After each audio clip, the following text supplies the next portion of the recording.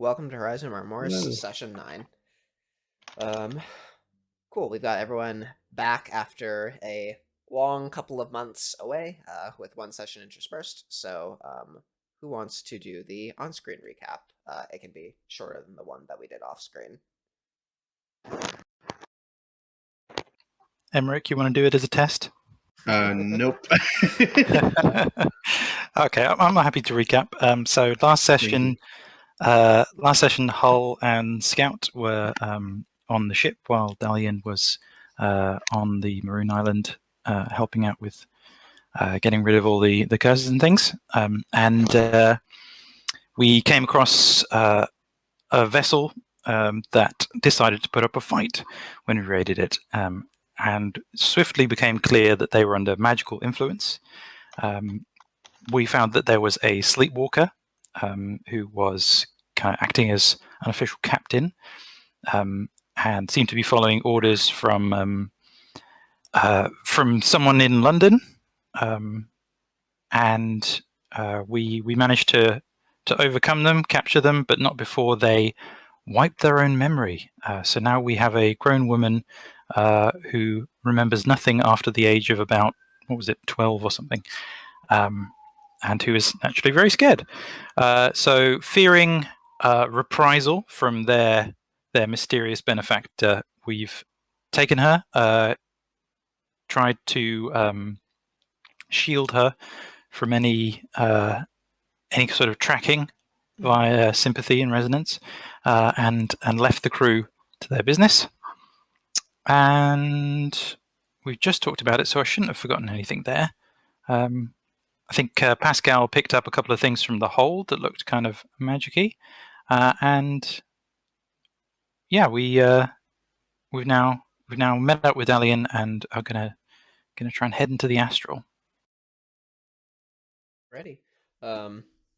So, with everyone's being back on board La Rosa, I believe at the end of last session, you had decided that the English ship, the Arbalest, wasn't of any use to you, so you set it aflame as you were leaving, allowing the crew to escape on lifeboats if they were able to. So with the flaming wreck of La Rosa's quickly coming apart in the water before you, as cool guys don't look at its explosions, and you sail eastward, you are headed to New something island, whichever one Nassau's on. Look over at the map. I thought it was just called Nassau. It is on New Providence Island. Nassau being the city. Okay, cool. So I think that timing-wise, it's probably getting towards evening.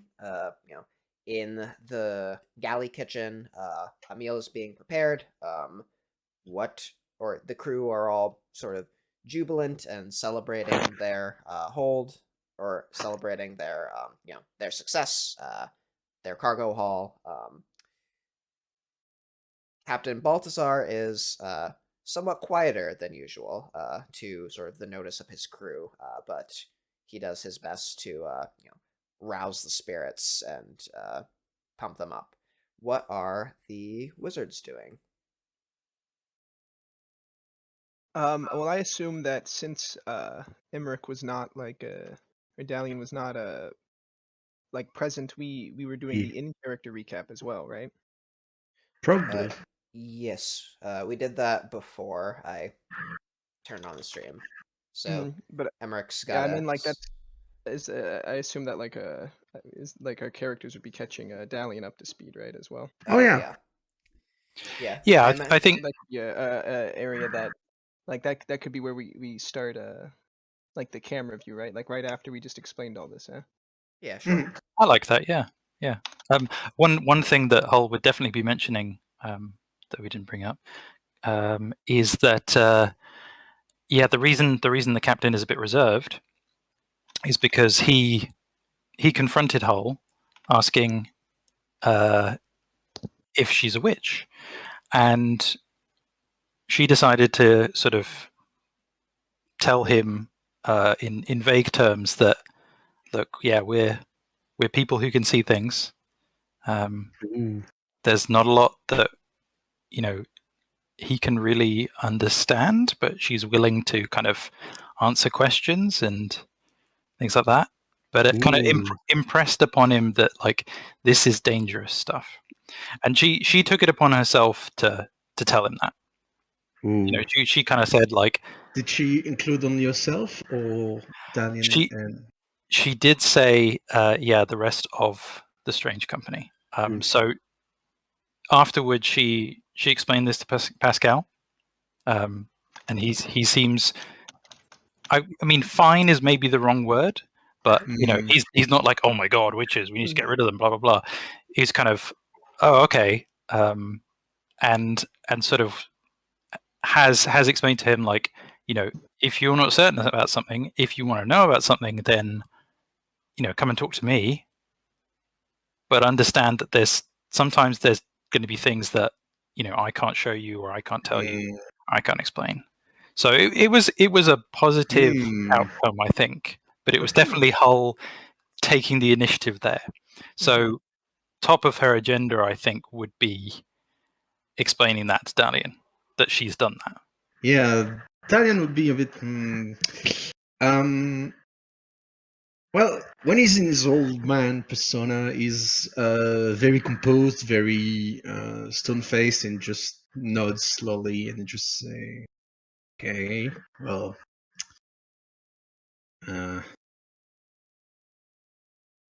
complicate things a bit, or not? Not very sure to deal with it." Yeah, I think we can rely on Balthazar, but I take responsibility if anything complicated arises. Dalian nods and says, "Okay, excuse me a moment." And since he's a cook, he's gonna go cook something like quick with a bit of acceleration.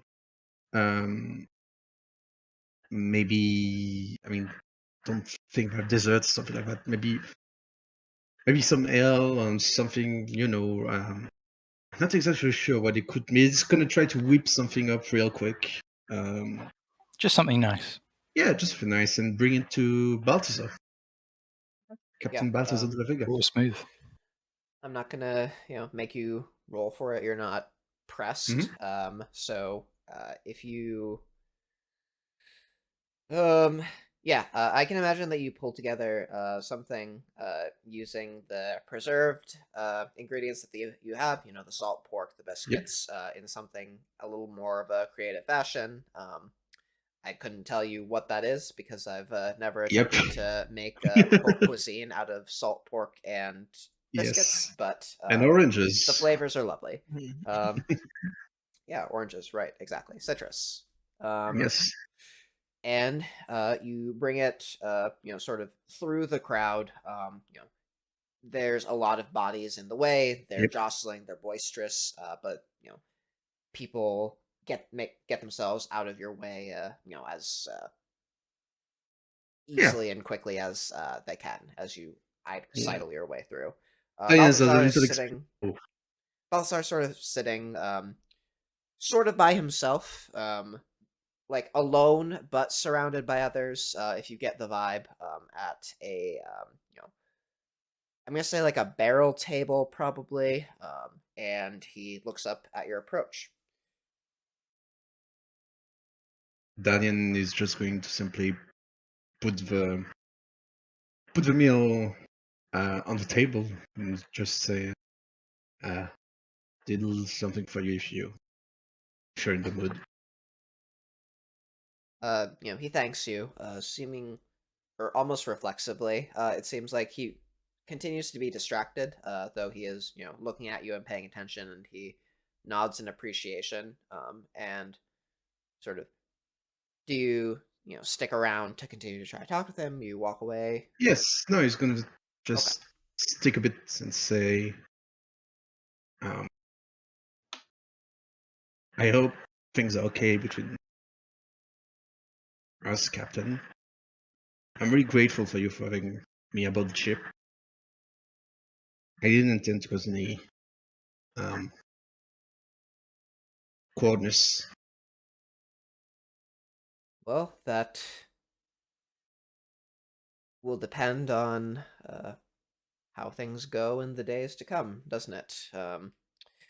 You've been an asset here in the kitchen and aboard the ship so far.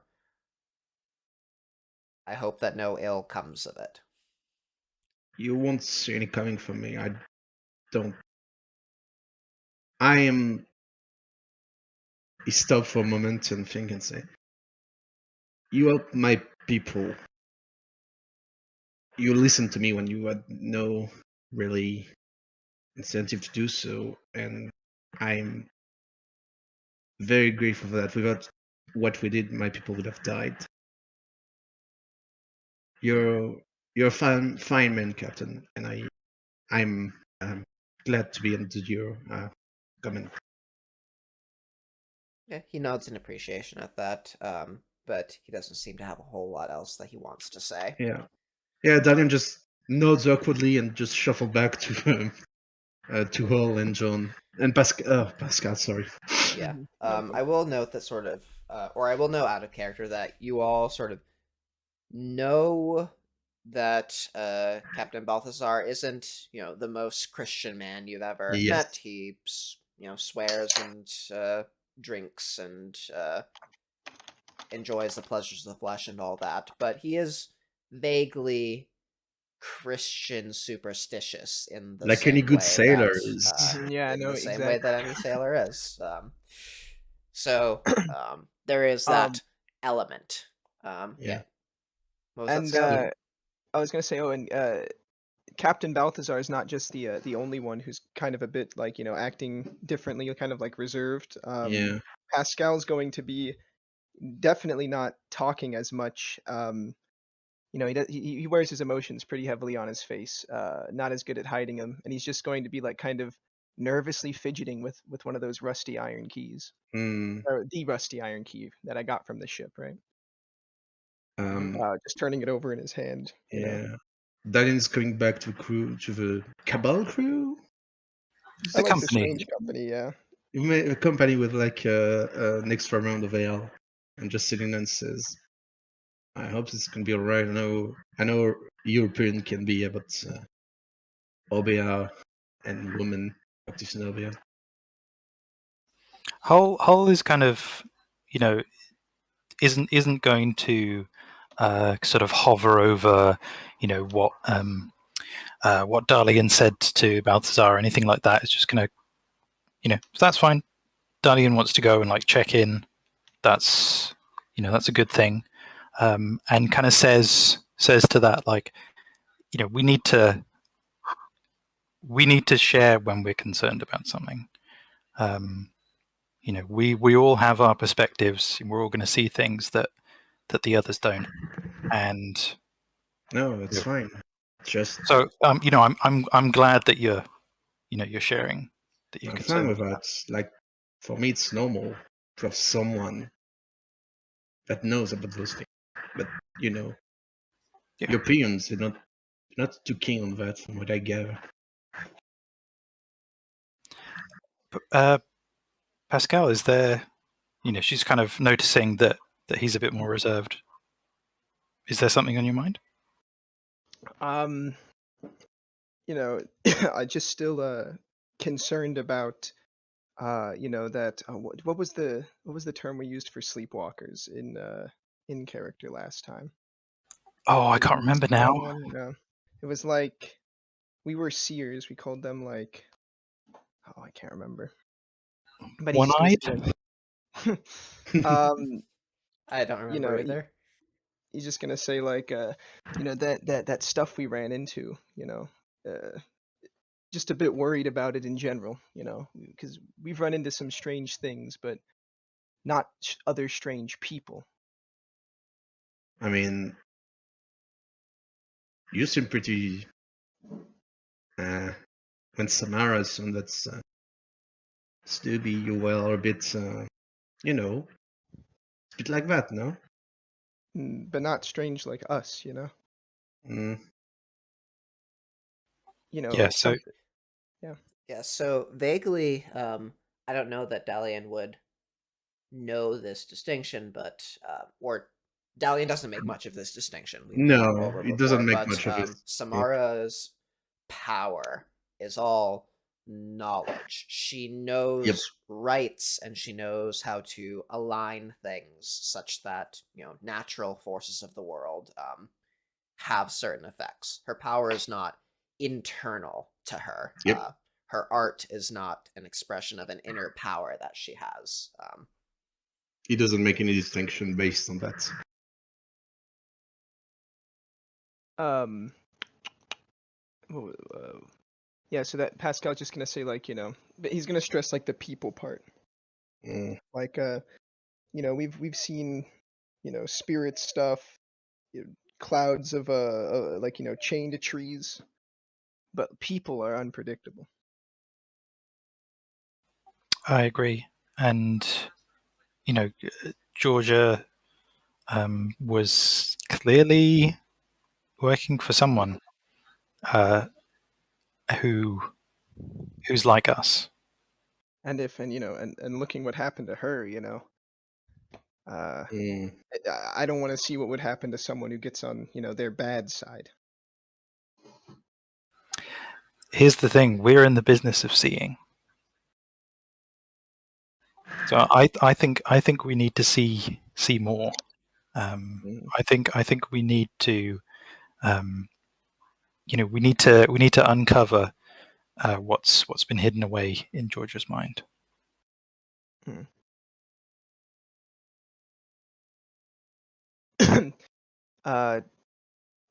Okay. So like Pascal's gonna mention like we'll I don't know. We've gone into the Astra before, right? We've established like not together though. I think we did mention that Pascal's been sort of using it, and maybe Hull's talked about it Do you with him. think we've anybody's gone to like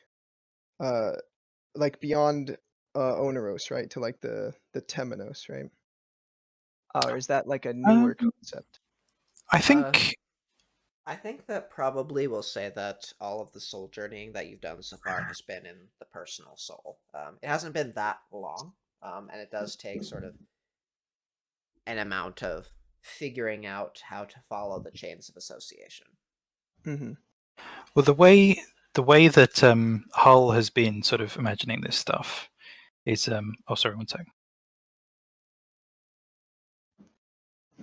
The way that she's been sort of picturing it and talking about it is not as these kind of distinct. Here's the Oneros and the personal bit. There's the Temenos. Da da da da. She doesn't know about those broader parts. She's thinking about it in terms of you're moving through this permeable membrane into your inner world. You're shifting your perceptions. So that you can now experience your inner world and navigate the inside of your mind. And to her, like, it feels very almost self-evident that you would be able to do that with someone else. Like it's very much a what's the word, transgression, I think, to do so, because it's very personal. But to her, it's still like self-evidently possible. You could do it. It's just a matter of them trying. Mm-hmm. Pascal will nod then, and go like it's definitely worth a shot to give it a try. I don't know if we'll find much considering the magic, but even kind of seeing what's conspicuously missing might give us more of a clue about what we're dealing with. And I think, given what we don't know, given what we don't know about, because she clearly didn't make those things that she was using. How could she have? So there might be things in her very mind. There might be all sorts of dangers. Hull has sort of, in her own Ineros, has grappled with all sorts of things.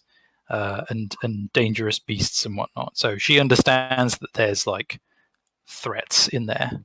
So I think she's kind of proposing that we should go in together. Because the three of us are more powerful than anyone alone. Mm-hmm. Sure. Just it's not my area of expertise. Has Dalian been doing any astral navel gazing, introspection on his own, or has he shied away No, from this? he has no idea how to do this and no way to do it. I think. Do we have this demand? Yeah, Hull's got her soul stone. She's been turning it into a domain in one of the rooms of the ship. But whether No, Dalian has decided to, take no, up he that wouldn't. hospitality is a whole other matter, right? So I totally No, he believe that wouldn't. Dalian decided that that's not for him. It's more like he doesn't want to intrude in someone else's personal space, I even if mean, it's for magic purposes. yeah, and Hull hasn't been precious about it, and I think we had established before that because Pascal had also been using it, she had given an open invitation to the others, like I've sort of been doing this thing and exploring my inner realms. You're welcome to also do that. He hasn't I tried give you before. permission. But yeah, like, and given how busy he has been with other things, he might not even have that explanation. So, like, Hull would definitely take the time to give him like her perspective on it, and because that's one of the main things she enjoys doing with the Strange Company as well, is like sharing what she's learned, asking questions about what they've learned, getting those perspectives. So yeah, she'd be more than happy to like walk Dalian through it. But maybe if we had like a scene of Dalian's sort of first meditation into the astral. Mm-hmm. Okay. Sure. Is that happening tonight? Yeah, Yeah. I think so. I don't think there's any reason to put it off. Okay. So you retire from the rest of the crew at some point, presumably, after dinner, after the plates are getting stacked up and washed and cleaned, and as the crew, those who aren't on night deck duty, settle themselves sort of into their bunks, you all find yourselves down in the lower holds, relatively less populated, in Hull's sort of corner of the ship. The sound of the water is much more sort of echoing down here. The waves coming by, sort of washing by the hull of the ship above your heads.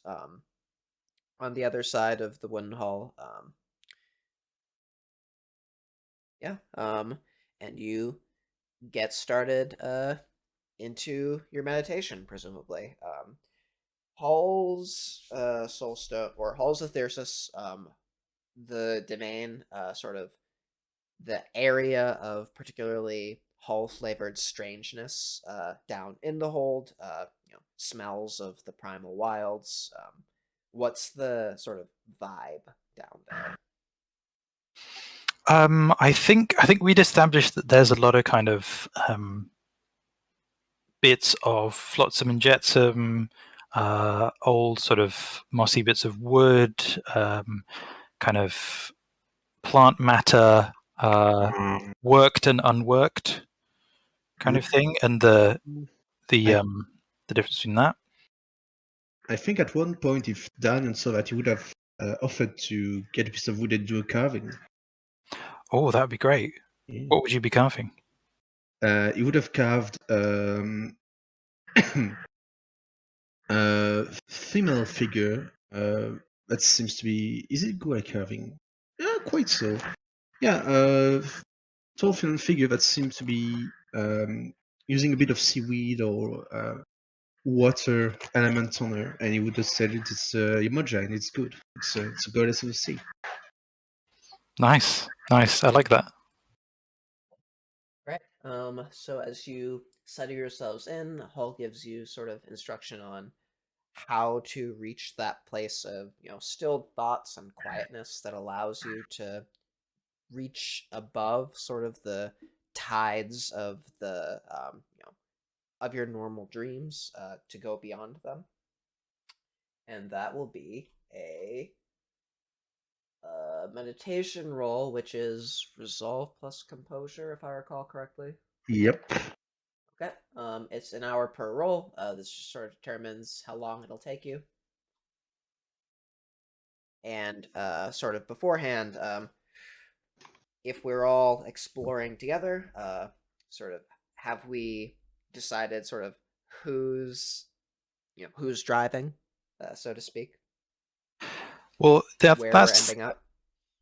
a good question, because if we're looking to investigate what's going on in George's mind, then what would we need to do that? So one of two things, which out of character, I'm sure that you guys have probably figured out by now through some amount of experimenting. You know that actually, I don't know if you would have figured out how to get into someone's mind. Yeah, it's like a Right. hypothetical, I think. Yeah. So, if minds are aligned, you can travel from one Oneros to another. That would require some degree of alignment. You probably feel, whether it's thinking the same thoughts or feeling the same particularly strong emotional resonance as they drift off into sleep, or through the more brute force solution of mind magic. I think Hull wants this to go as smoothly as possible. So, and she's got a pretty good relationship with Georgia, as she is now. So I think she would kind of, explain that they're going to try and help her to remember some things, get her to maybe like focus on something, and really think about that thing. I don't know. With the metaphor of driving, we're saying like George is driving it this time, kind of. Well, More Or like you're trying to get into the car which Georgia is currently driving, or onto the boat that Georgia is currently driving. she's hosting the server. Right. Yeah. Okay. Yeah. So you could have done, or how would you be getting Georgia to think of a particular thing, or alternatively to ascertain what Georgia is thinking or dreaming about? And while Hull's doing this with Georgia, Pascal is going to be trying to like get Dalian into the right mind space then. Cool.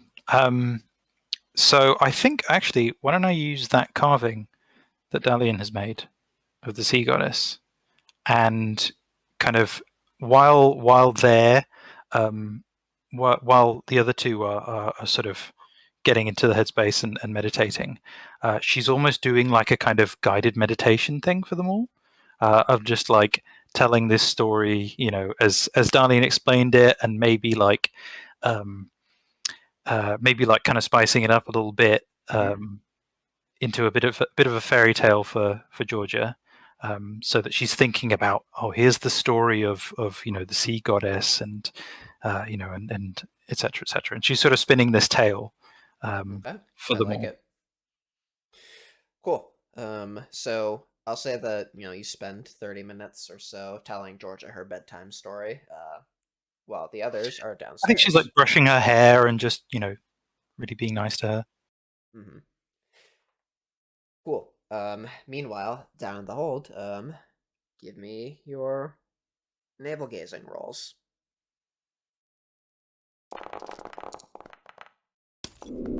Ooh. Okay, cool.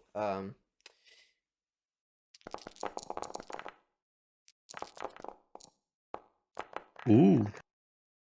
Yep, no problems at all. No exceptional successes, but the two of you, you settle in, you become comfortable. Oh, sorry, that was Hull rolling that second one. Yeah, so you settle in, you get comfortable. You feel yourselves sort of retreating within yourselves, but also beyond yourselves. For Dalian, what does the process of Dalian entering into his astral path sort of manifest for him? It often sort of, if you don't know, that's fine. I can make something up, but it often takes the form of sort of overcoming sort of a threshold or going on some sort of feeling of movement. The overwhelming Uh, feeling, as has been explained to you, is that of movement. He's probably take this scene of him rowing on a tiny boat away from the shore and into the sea. Okay, cool. And for Pascal, you Uh, send me a DM with the answer to this at some point.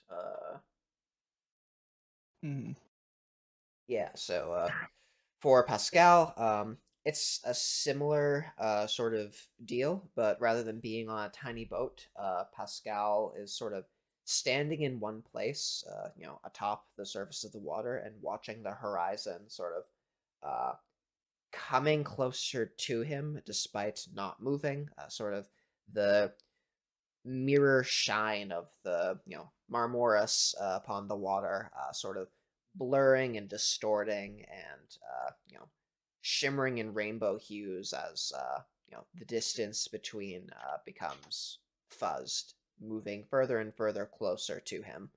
Um, and at a certain point,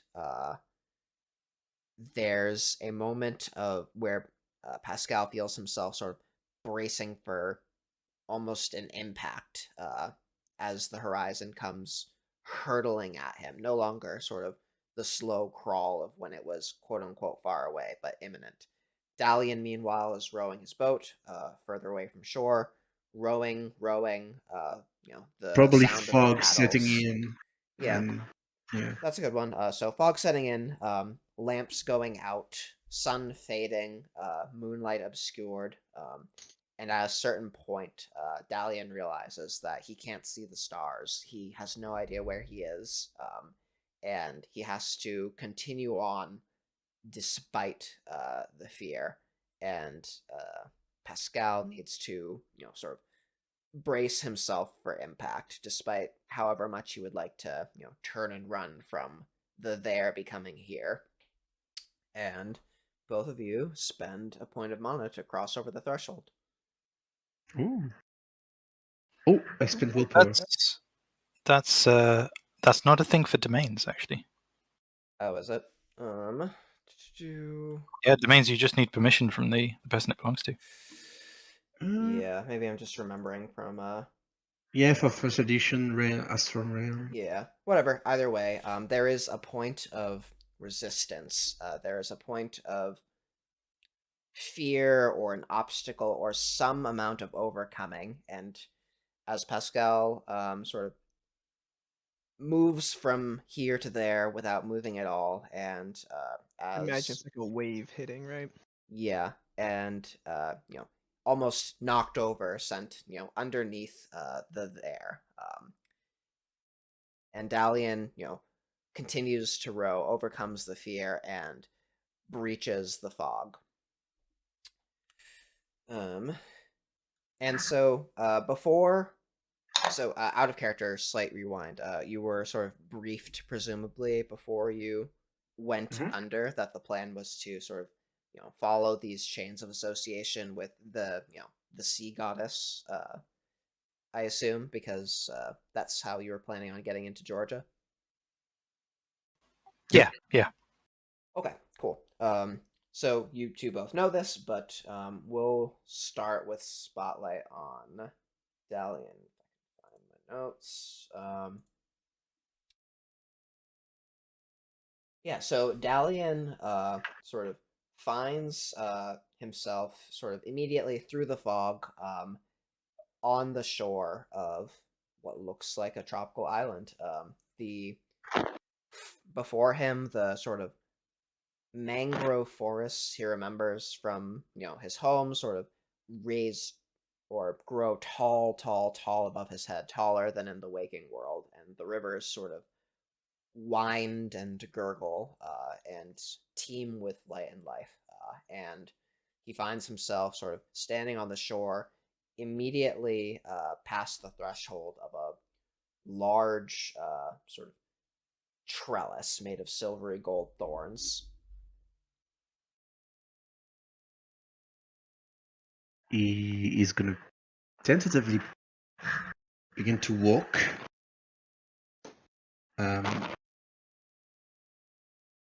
Asking, like, not yelling, but saying hello. The sounds of the forest answer him back. He hears cries of birds. He hears, whoops of monkeys. He hears sort of the babble of the water as he walks forward into the shade. How is he progressing? He's reassured that nothing unusual uncertain, yet a bit not really odd, but a bit. He was expecting something strange to happen, and this feels a bit like a dream. So he's a bit relaxed, and he's going to just go into the jungle.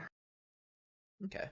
Well, the jungle is where home is for him, has been for him, where those he cares about sort of live. And so after, an amount of walking, it feels like a long time, given that he is on foot, given that he's, doesn't have a boat.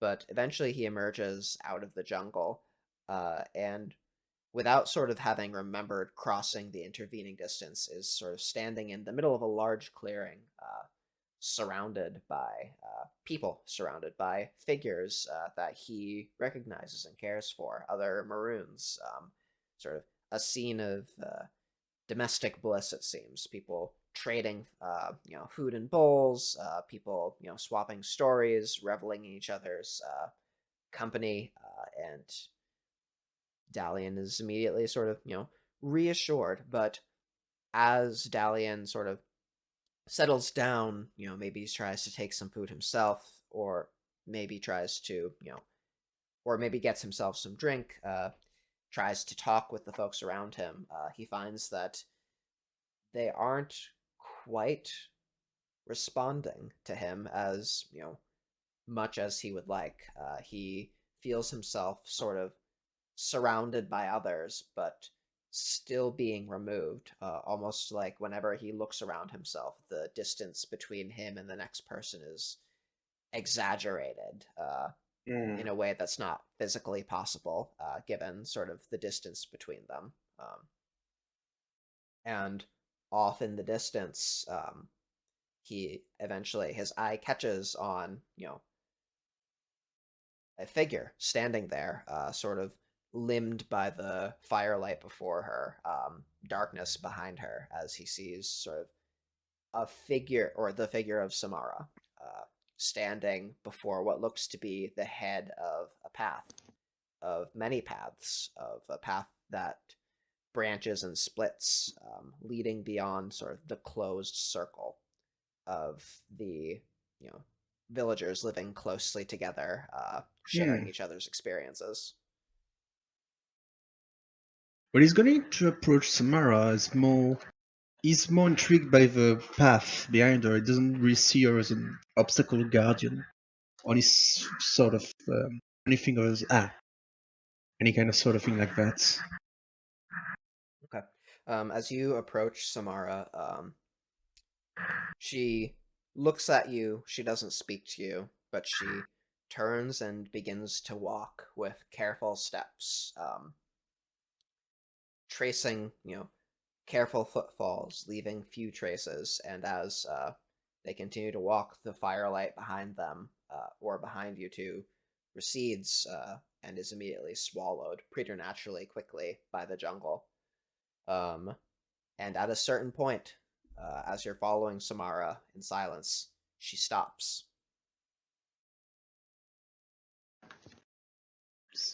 but there Samara. is still path ahead of her. Samara.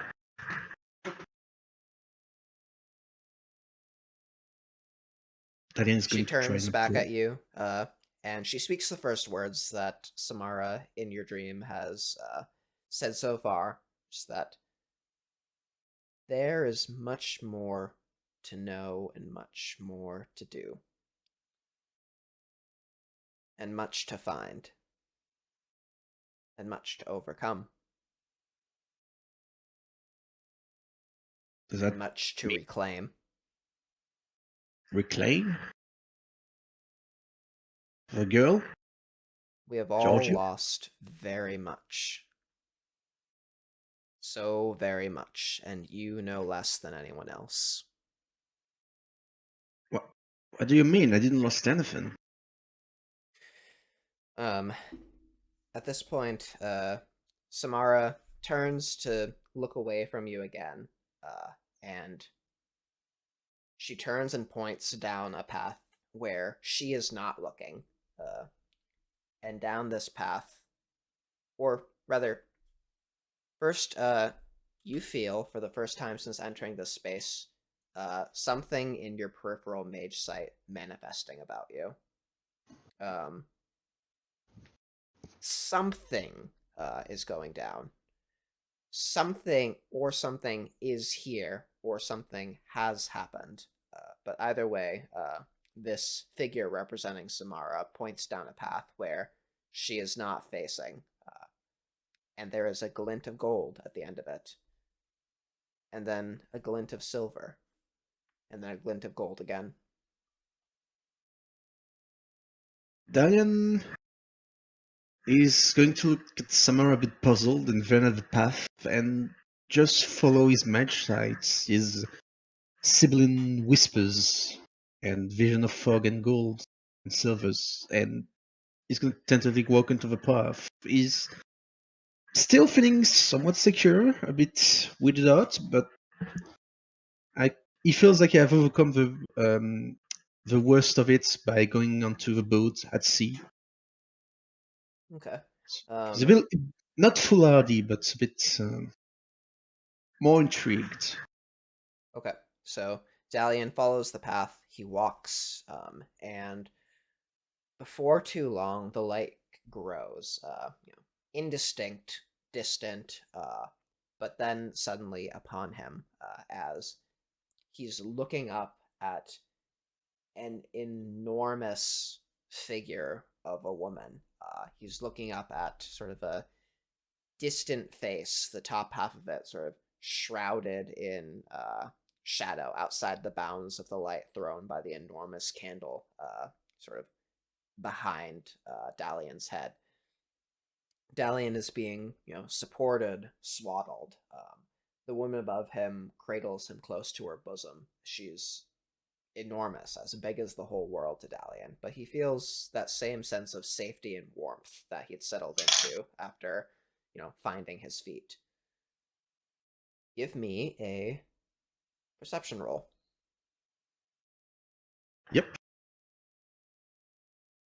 Perception roll. Oh, there's a button for that. I forgot. There is. Oh, convenient. The eyeball. Oh, not convenient. So, everything is shadowy here in this spot. This single candle from behind him lights up, all that he can see of this woman wearing her, fine linen. But eventually, other details stand out to his eye in the form of glints of gold. The first glimmers just beneath the bodice of her dress. It seems to be a golden crucifix necklace, relatively ornate. The cloth of her clothing is soft. The chair she sits in is ornately carved, but everything else beyond is shadow to Dalian. And in Dalian's current situation, he doesn't remember much caring about anything that was further than the circle created by this woman. But all he knows is that this is not the island that Dalian remembers living on his entire life.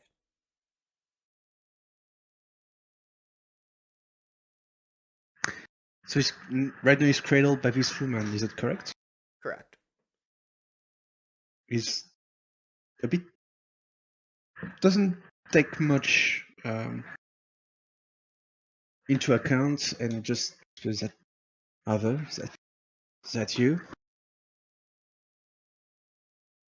And she, after as Dalian speaks, this gigantic woman, but holding him, goes, "Shh, shh, no fussing, dear, no fussing," and rocks you a bit, which is a good time to, as Dalian sort of looks down at himself, ask what Dalian's dream form is like.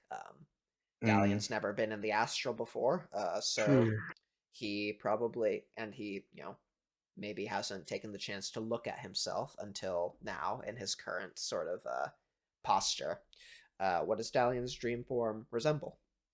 He's probably a bit more age than his real form, but not as much as the guy's effects. Probably he's in late 20s, a bit taller than he envisioned himself, but also a bit skinnier, leaner. Okay. His eyes are probably a bit more, almost supernaturally colored. The color seems to be changing between different hues of green, blue, and even yellow. Okay. And Uh, taking the chance to look down at himself, he looks that way now. He hasn't been transformed into the shape of a baby, but this woman is just enormous, almost. did he recognize the voice of his mother? Um, so out of character, I forget. How old was Dalian when his mother went missing? She went missing about maybe 5 years ago, so Okay. he would have been teenager. Yeah. So she definitely sounds like his mother. So he's And gonna. as he looks up, she responds and speaks. Dalian's peripheral mage sight is catching on something again from something behind her. He's going to activate his sight more closely while Which looking. active sights? Fake in time. Okay. Um, The only one I looking, have. looking, sort of behind her. Her figure obscures the source of whatever it is that was resonant with your passive sight. So as you sort of move yourself, or do you sort of break yourself out of her grasp to take a closer look, or crane your neck, or climb up her, or something like that? Um, yeah, he's going to try to break because doesn't it feels nice, but something ain't right here. She's going to try to gently break from her embrace and just maybe take a step back and try to look behind or step on the step side her a bit. Okay. You pull yourself out of her embrace, and you hear her gasp, almost as if she dropped you or something. As she reaches down to try to you know pull at you. You evade her by stepping around her, and behind her enormous figure, you see out of place in this sort of dim room that you're in. Almost a crack in space, a crack in the wall. Well, no, particularly it's a crack in the wall, not like sort of a freestanding crack in space. The wood is schismed with a big rent in it, and through that rent you see what looks like an enormous spire in the distance, rising up through ruddy red skies, with very faint figures sort of moving across its surface and in the air around it. and it's there for almost a full second before the crack fades, heals, and before long, it's almost as if it wasn't there. Did it resemble the spire of that he saw during his awakening, perhaps? No, it was not something. No, it was not. It didn't look like his watchtower. Hmm. Um, but the once the crack closes, it was resonant with fate. The rent Hmm. closes, the active effect goes away, but the remnants of it sort of remain. And there is something, and rather, it was resonant with fate. There was some sort of fate-related mystery there. But it's gone. Is that The phenomenon is gone. It has left traces that could be scrutinized if one desired. yes? Okay. Give me a Gnosis plus Fate roll. Gnosis Fate.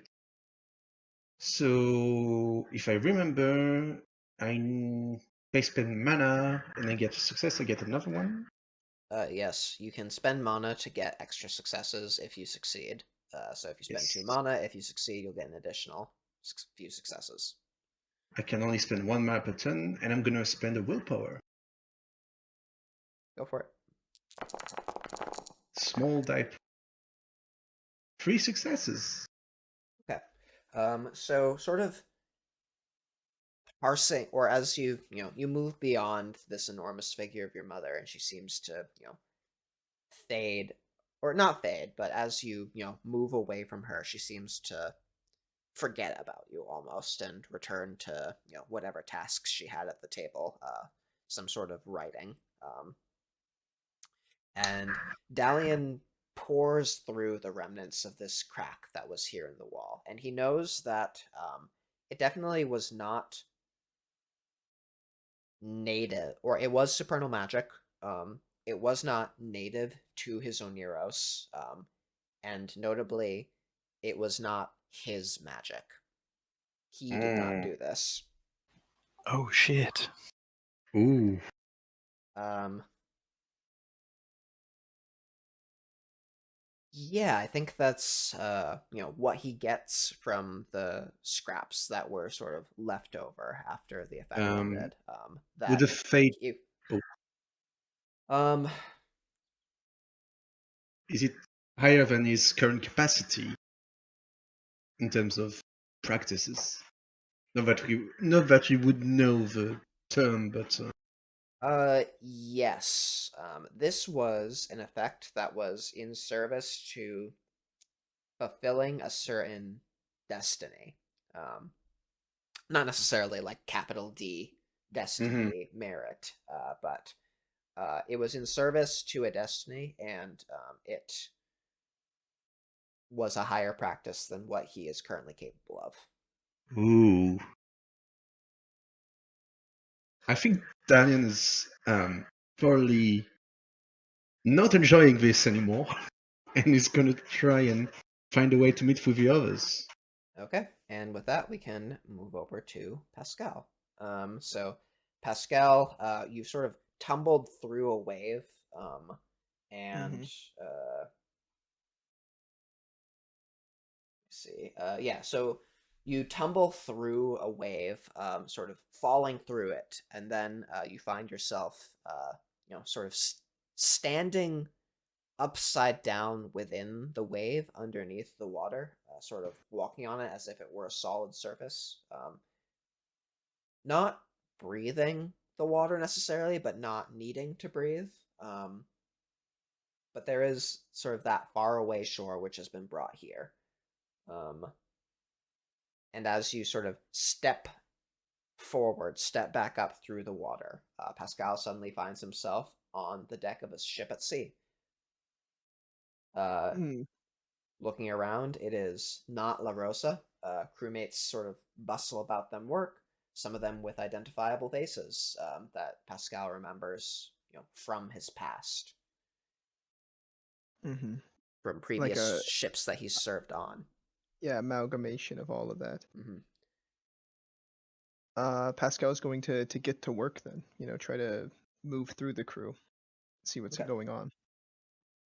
All right, Pascal sort of takes a place that has opened up for him, sort of, loading water from above decks to below decks. Why he's doing this right now isn't immediately evidently clear, but he was looking for work, and so now he has it. As he's up on deck, returning or after, a good amount of hard toil, he looks. Give me a perception roll. Click the eyeball for me. Okay. Eyeball. Okay, cool. So he almost doesn't notice when the first crewmate vanishes. Almost like he sees someone, walk around some obstruction of his vision around, one of the masts and then not come past the other side. And, maybe he's worried, or maybe he just sort of dismisses it as part of, the dream space. But when the second one vanishes, it's almost as if he slips through a seam in space as he walks, out in the middle of the open air. And then the next one vanishes by sort of falling through the slit between two floorboards.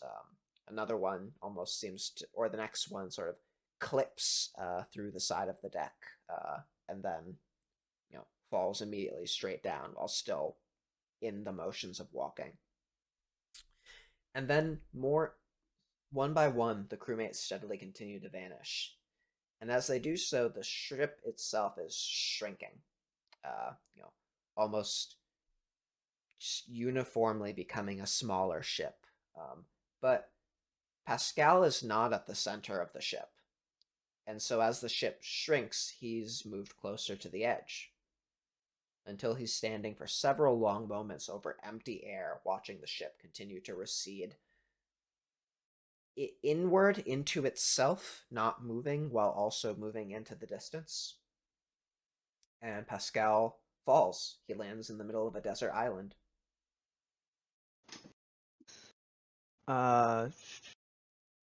He's going to how big is the island? Is it like person sized, or he's gonna look around? There's some amount. There's a jungle. There's beach. It's not enormous, but there's more to it than within arm's reach. He's just going to move around it then. See if he can take inventory of everything there. Okay, yeah. So, Pascal moves through the island. There are coconuts, there are bananas, there are animals to hunt, there's fishing to be done, there's an amount of fresh water. Pascal makes shelter, gathers food, does all the work of surviving, and weeks pass with Pascal alone. Months pass. Until another ship is sighted on the horizon, sailing in his direction, and it picks him up, and Pascal, sort of joins the crew. And then, as Pascal is at his work, he sees his crewmates start to vanish again. It happens again as the ship sort of leaves him behind, and Pascal finds himself alone again. Alone for weeks, alone for months, until he sees a ship on the horizon, sailing in his direction. What does Pascal do differently, eventually? So, eventually, instead of just joining onto the ship and working as part of the crew until eventually the repeats keep happening, he's going to try to stand back, and before a crewmate can vanish, physically reach out and grapple them, hold on to them, force a sort of connection. Okay. Pascal sort of using his sort of intuition, his dream sense, for when that first crewmate is going to leave his line of sight, leave his presence, leave the ship. He reaches out and grabs an arm, a tanned, tattooed bicep, just as it walks, or the crewmate walks forward into a space where there was no opening, and Pascal is pulled through as well. Pascal sort of moves along with this new crewmate into what appears to be an enormous hall bedecked with mirrors, walls perhaps even made of mirrors, with no visible wall beneath them all. Sort of mirrored ceilings, mirrored floors, mirrored walls, but all distinct mirrors with, some of them ornate trim, some of them plain, some of them cracked, some of them tinted. And this crewmate continues walking forward, sort of heedless to the fact that Pascal is almost getting dragged along. And Pascal sort of sees himself reflected, distorted, in all of these mirrors, and all of them in a slightly different way. He sees himself younger, he sees himself older, he sees himself, if he had, he sees himself as a monk, he sees himself as an urchin, he sees himself sort of floating in the water next to, the flaming wrecks of a ship. He sees himself, baking bread. All of sort of the aspects of him. He's going to let go of this other crewmate, and watch them for, I guess, a second as they continue onward before sweeping his eyes to each of these mirrors. Okay. Yeah. And stepping not off the path because it's a hallway, but he's going to kind of diverge a bit and begin looking for a specific mirror, right? Seeking out an aspect of himself. Okay. Which aspect in particular is he looking for? Since he's been to the astral before, he's going to specifically try to look for something that reflects his astral form, or at least, kind of how he sees himself as a wizard actively. He's going to choose to find that mirror. And what does Pascal's astral form resemble? Pretty similar to what he looks like. But it's a little bit water-like. It's almost like it's not quite fully real.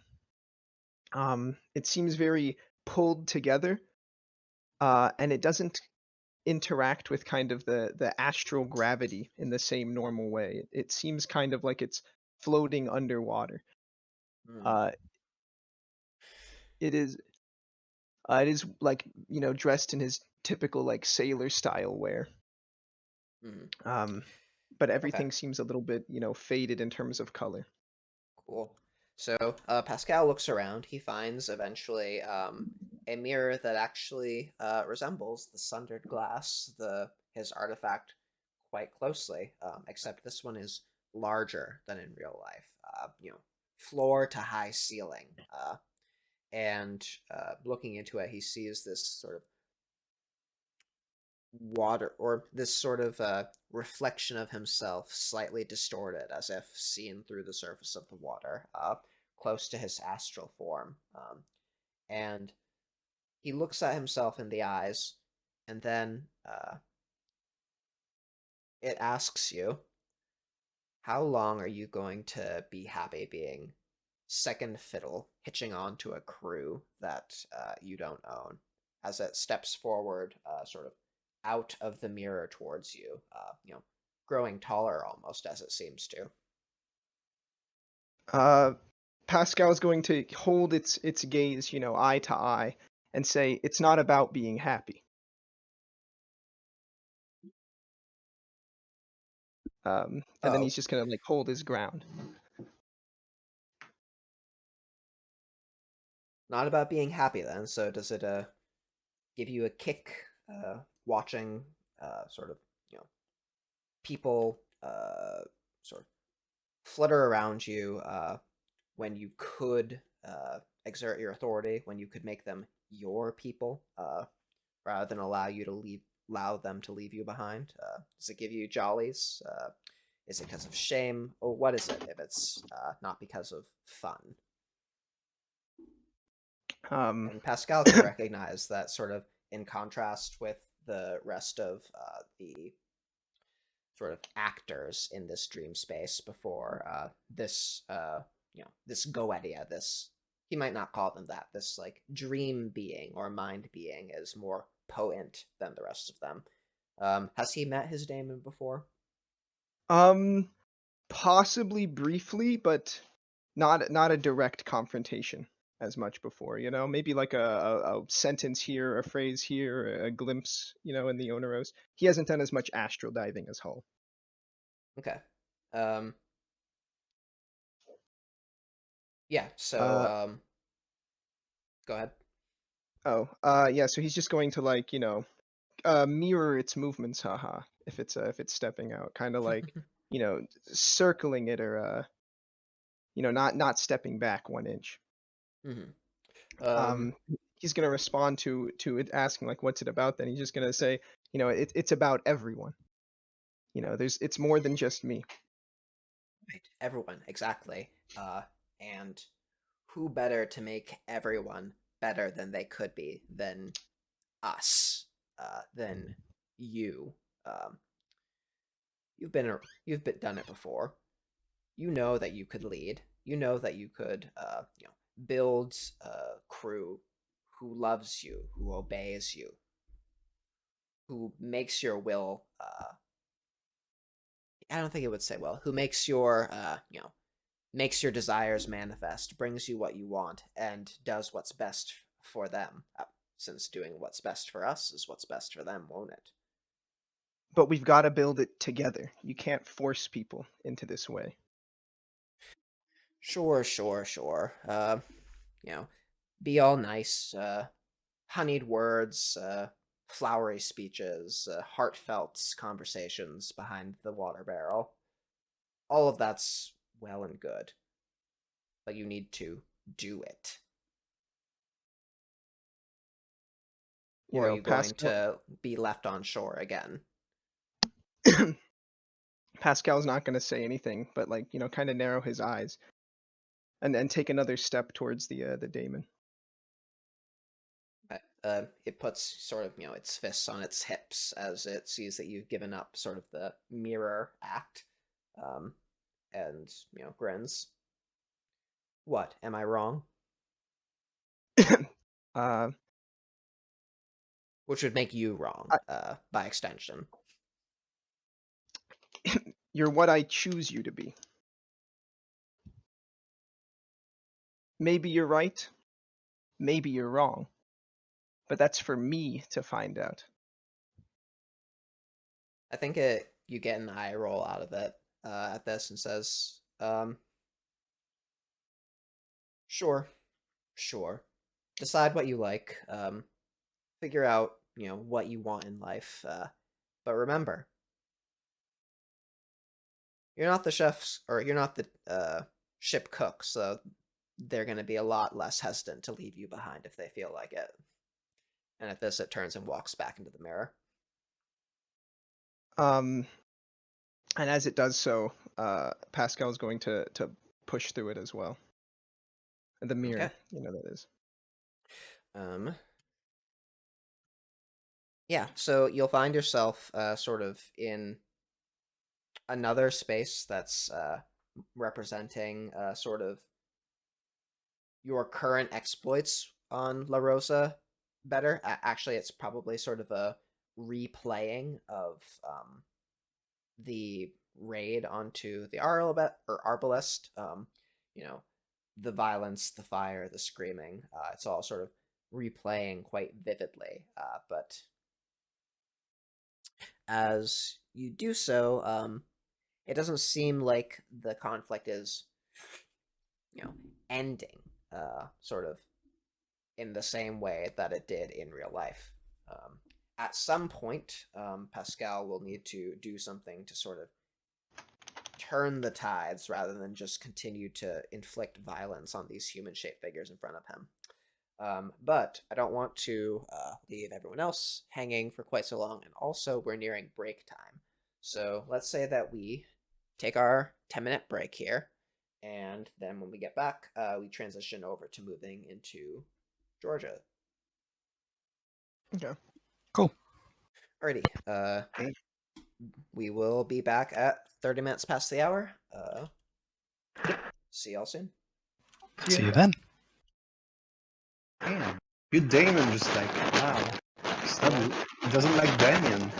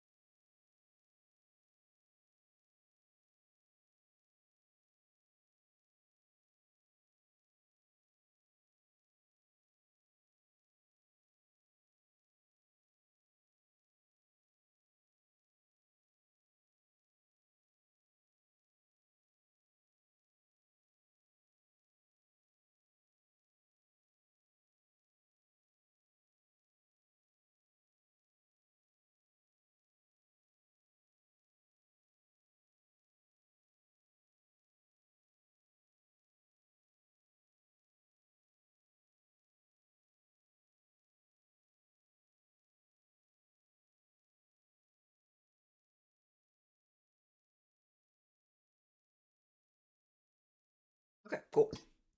Welcome back.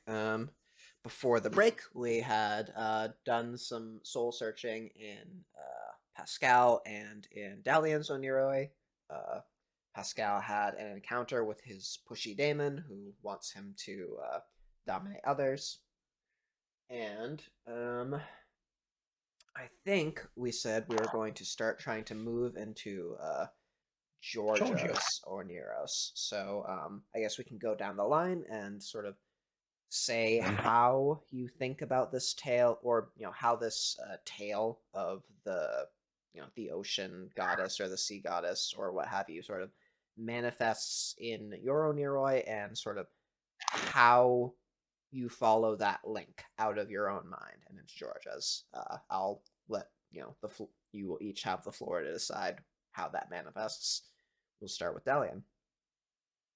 Probably with a tale he heard about the goddess Umoja, he was just gonna think of a mythology. Oh, beard again, beard.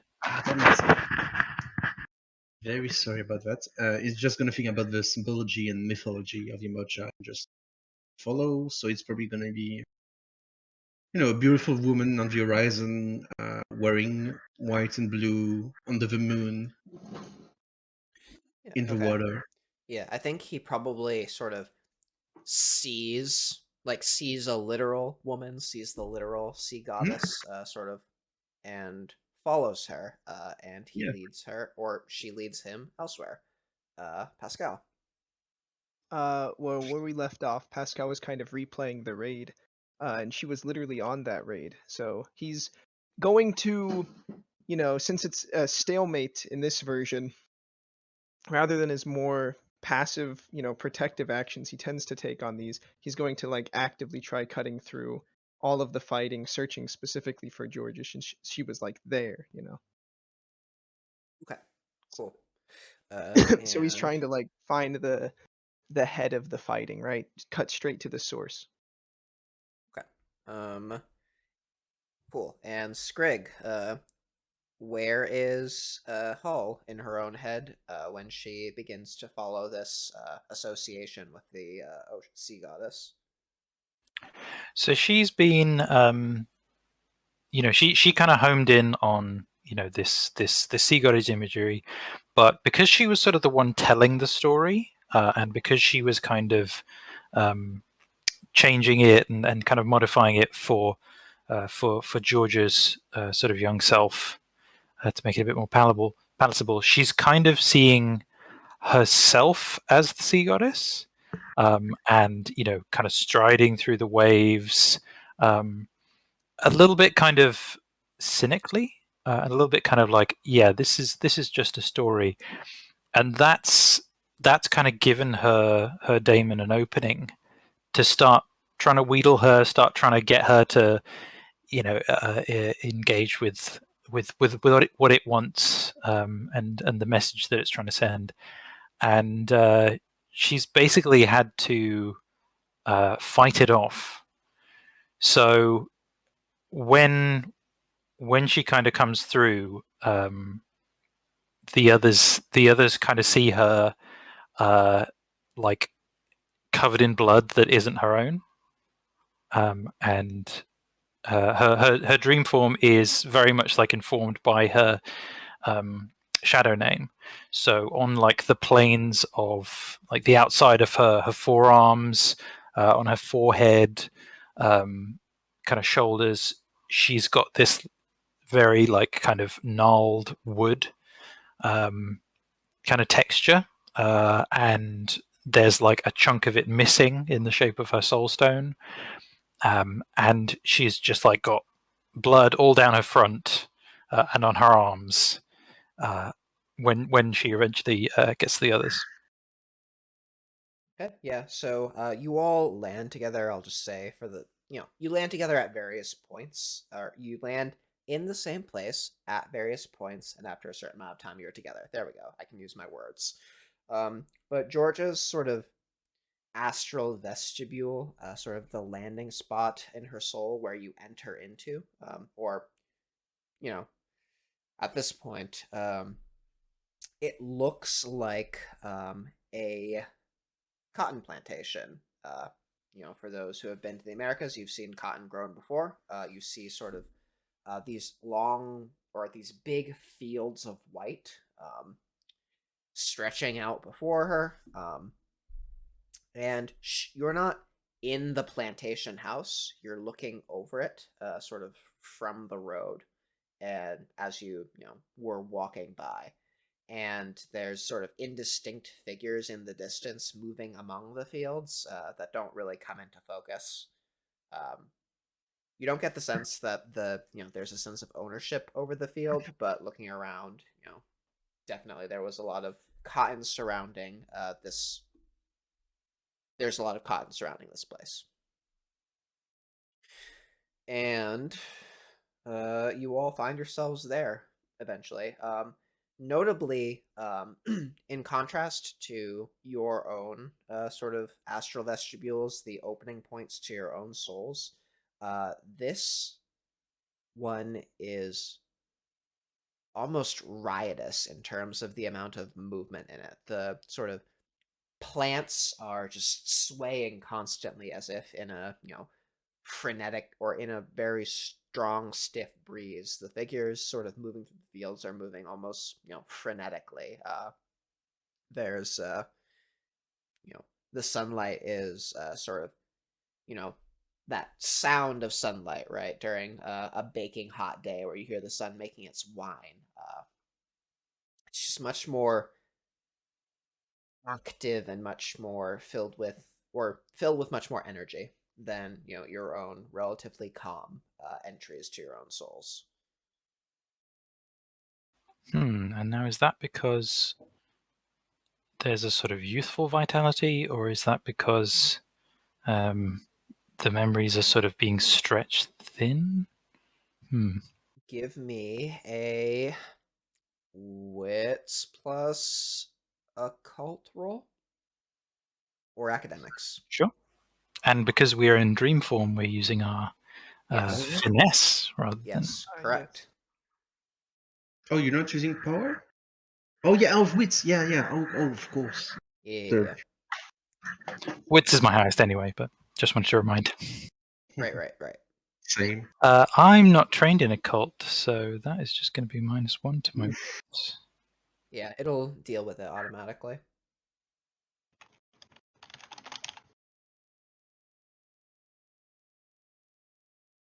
What is Pascal doing Oh, it's from? -3. Jesus. Yeah, it's a mental. Yep. Yeah, you. I don't know. Like maybe Georgia's soul is just filled with a lot of wind. Or maybe whatever was done here was, messed up her inner soul.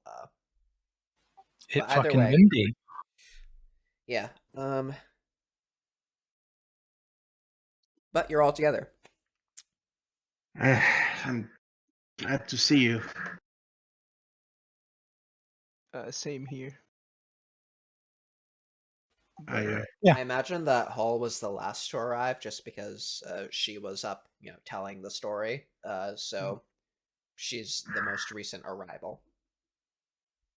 I had some problems on my way, but I think we can talk about that once we're out. Yeah, I think Hull is kind of in focus mode, and is kind of like, yeah, let's keep. It's very important to keep your mind, on the ball. So we Sure, want but to focus on what we're here for, but we can what absolutely discuss later on. what are we trying to do? Where Exactly. is she with us here too, Gloria? Georgia. I think Oh, she's Georgia. being a sleepwalker. I don't think that she can enter into her own Some scenario. came, some That's a come. good question. Yeah, Pascal's probably, I don't know if he would be fully aware of that, so he would actually, be scanning for her, I guess, to see if she's somewhere. Mm-hmm. Okay. So looking around, you don't see anyone who sort of looks like the woman who Georgia currently is, or any, very similar looking little girls skipping along down the path. In fact, as Pascal sort of looks down the path, heading sort of westwards, he sees that it sort of drops off a cliff. There's Virginia countryside going along for another couple, maybe half of a mile, and then sudden cliff. He'll gesture towards that, towards the others, and say, "Looks like that looks like a disruption, like something was removed." Well, that's what we're looking for. Well, there must be traces of it. If there are, maybe I can trace back from when it was here. Oh, that's an excellent idea. But I would need something, piece of it. So you guys, or you make your way sort of down the road. You travel a bit. You walk, and as you walk, the scene around you sort of moves as if it's a watercolor painting. As you transition from the scene of the cotton to sort of the town, not the town. Well, yeah, the village around you. Buildings rise up on either side of you and immediately sort of fall away, falling down into the path, almost like a flip book or picture book of some sort. And all of it in sort of, watercolor and relief. But very quickly, as you reach the end of this path, this sort of chasm opens up in front of you, where part of the town just sort of falls away, and the side of the cliff that descends down away from you into this misty void is not in watercolor. It is, stark relief. Stone, gouged and clawed and broken. TNT hasn't been invented yet, so it's probably more mechanical in nature, like scrapes.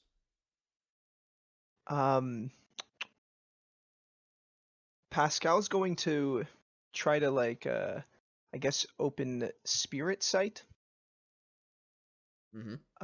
Or try to look at that, because knowing not much, but the nature of the mind he does know. Though the memories might be removed, their kind of lingering resonance might remain. So he's gonna see if he can see any of that. Okay. Just 1 second. I don't know how. Yeah. I don't know how the spirit stuff interacts with the astral, though. Well, if you're in the real, sorry. If we can see, it's all a question of perception. whether it's whether there are resonant conditions here, because the advantage that spirit has is it detects that sort of no matter what kind of resonance it is. So opening his spirit sight, Pascal. So normally when you have active spirit sight up, you can tell that you can see the strength of sort of some sort of local thickness or barrier around you. I don't know if Pascal has ever looked past the gauntlet or knows even what the gauntlet is, but active spirit sight reveals the strength of that thick divider beyond the world in the real world. But here, it's not there. Like that division, that barrier is non-existent here. Not that there is no division, but that there is nothing to be divided. Additionally, I'll just tell you that there is no spirit twilight here. There's no sort of resonance where spirits exist sort of differently but concomitantly with the material plane. And you do see resonance, however. You do see that there are children playing alongside this chasm. Some of them are, playing a game with a ball and a hoop. 2 of these children are resonant with friendship. They're resonant with fondness. They're resonant with joy. But the other children, no resonance conditions whatsoever. The buildings surrounding you, no resonance, and the cliff face before you, very, very much has no resonance, which is very strange for Mhm. Pascal and for Hull if Hull has up her spirit sight. In the real world, if Hull has had astral journeys before, then maybe not. But either way, you would both know that in the real world, sort of everything is resonant with some sort of resonance. If it's whether it be the material it's made of, if they're humans, the emotions that they impart, sort of animals have resonance of their animalness. But for And there to be no resonance is different from the material plane. yeah, and Hull would kind of know from past astral dives that the resonance of things in her or near us seem to be more related to how she kind of thinks of them and her memories of them, rather than incidental memories, resonances that she might not know about. Yeah, or in simplified terms, she might think of the things that are important to the scene Yeah, might have exactly. resonance. But there are children playing, right up upon this cliff, not even seeming to give it any heed. They're not falling over the cliff, they're not walking over it, but they're, you know, throwing their ball around, they're, running around, they're playing tag, seemingly heedless to it, to this sort of Mm. the end of the sidewalk, as it were. Dalian is going to use his time sight, pick a pebble, and throw it into the chasm.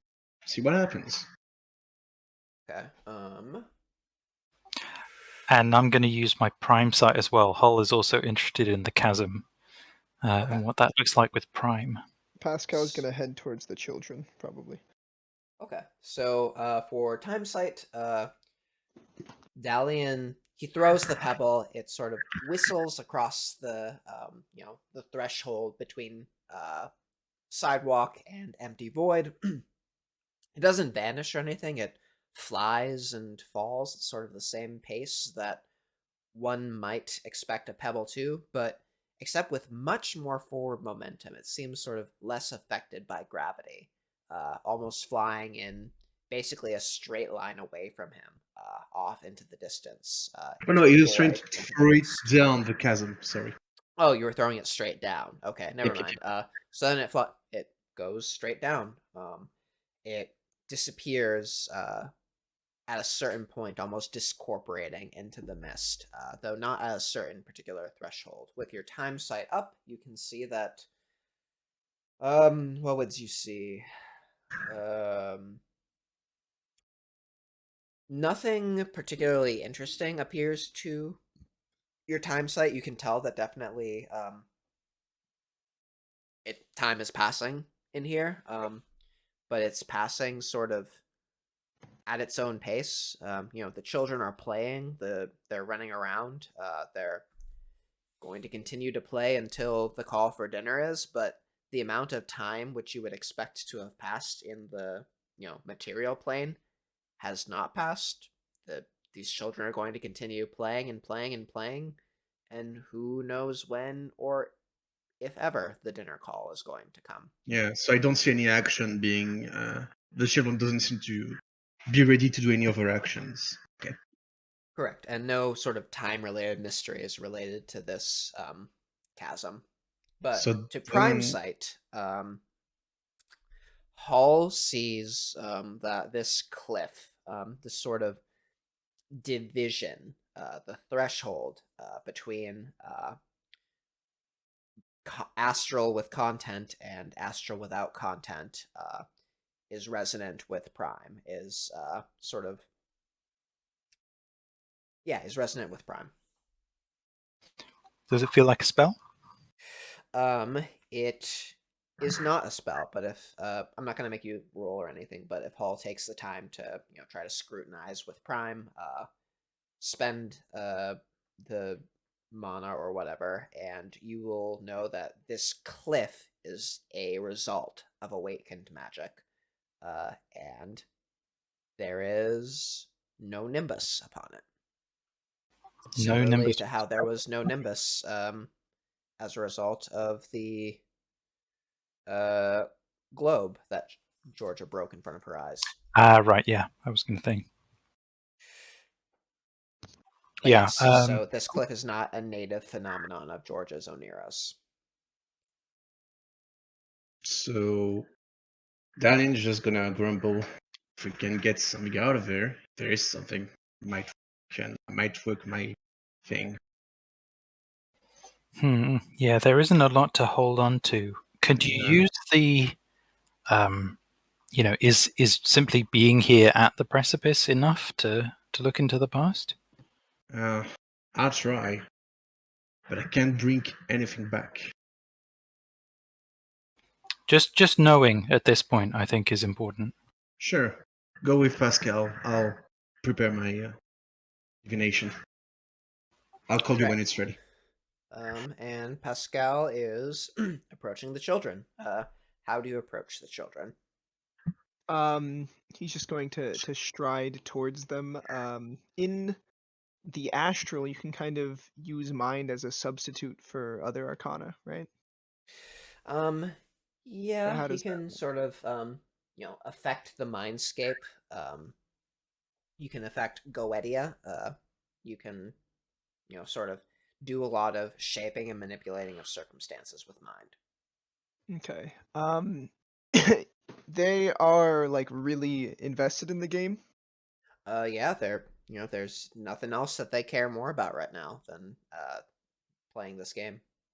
Uh, I'd like to cast a spell kind of loosely based off of the matter spell Lodestone, where you can kind of like, tip like matter towards you physically, but apply it to like this the games like balls or toys or whatever they're doing, right? Okay, yeah, that To sounds kind good to of me. like, nudge the circumstances so that like it happens to get past to Pascal or whatever, and he can kind of throw it back and try to join this game. Okay, sounds good. So Go again, ahead down and roll for me. I'll tell you that will happen whether you fail or not, but there might be a fun complication if you don't succeed on the roll. Okay. How do I roll these again? It's just a mind gnosis. 2 success. Okay, yep, 2 successes. Sort of, one of a little girl, a dream actor throws the ball, it rolls along the ground and sort of hits a rock, and off that bump, it sort of jumps towards you, landing eventually exactly at your feet. Pascal will pick it up, and then smiling, toss it back. Okay. So you toss it back, you join into their game. You incorporate yourself into sort of, the scene. You start playing the game with them. They start tossing the ball back and forth between them and you and them and them. And there's a hoop somehow involved. You don't quite understand how the hoop is involved, but people keep throwing this hoop around on the pushing it with a stick. I love Calvin Ball. Yeah. Right. So aside from playing the game, what does Pascal do?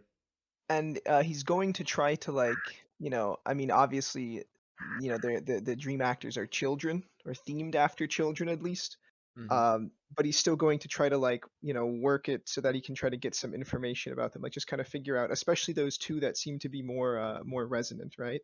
Mm-hmm. Like, what's going on, what's the general stuff, kind of get what he can from the memory by like directly interacting with these actors.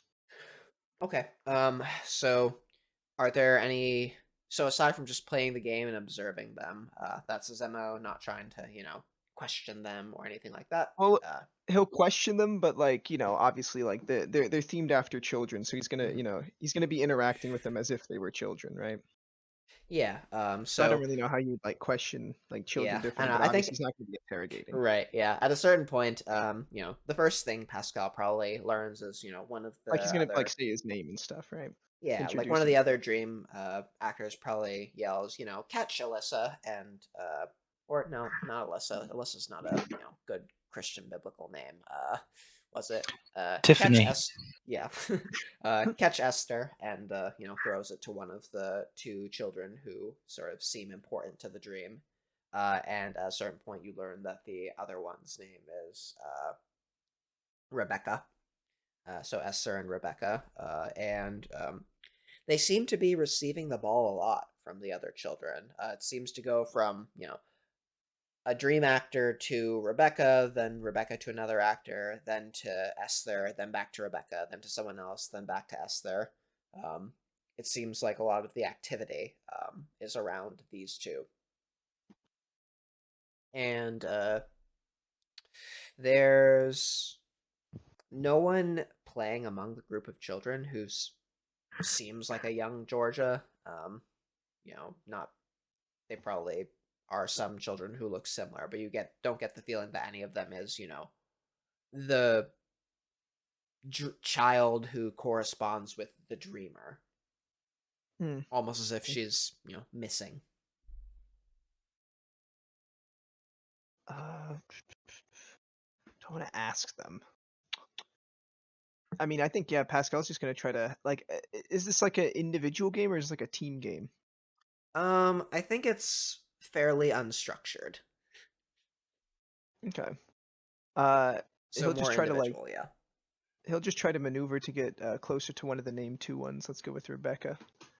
Okay. And just kind of play well enough that he can get into a position to kind of ask where's Georgia? Okay. So between ball tosses, Rebecca looks up at you and says, I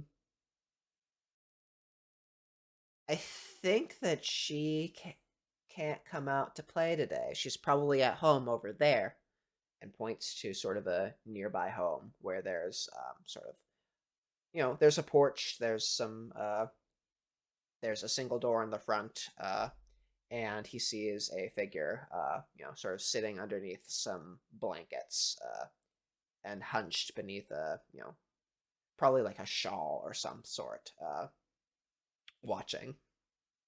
While still looking at the figure, he's gonna ask Rebecca, "Oh, is she sick with something?"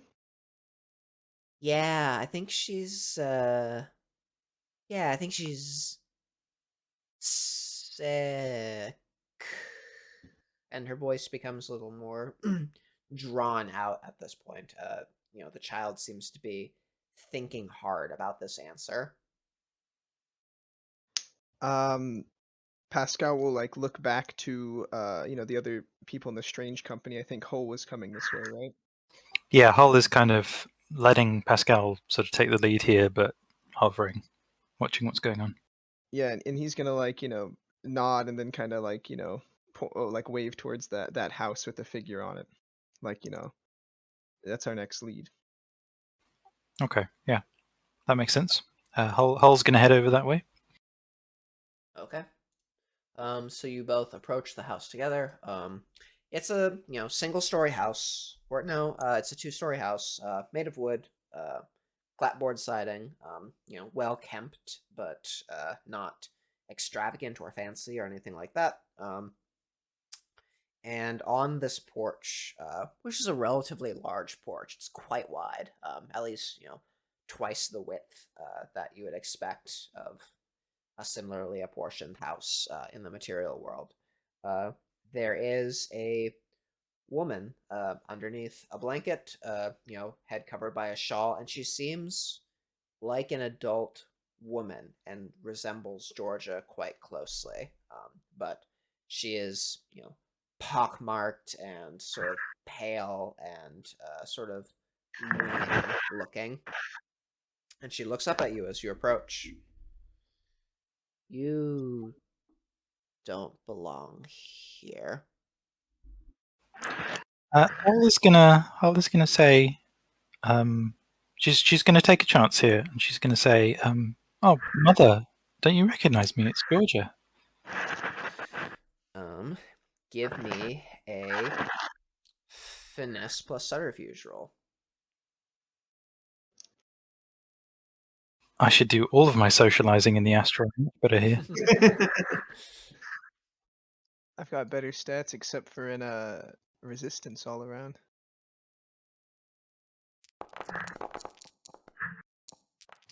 Three successes.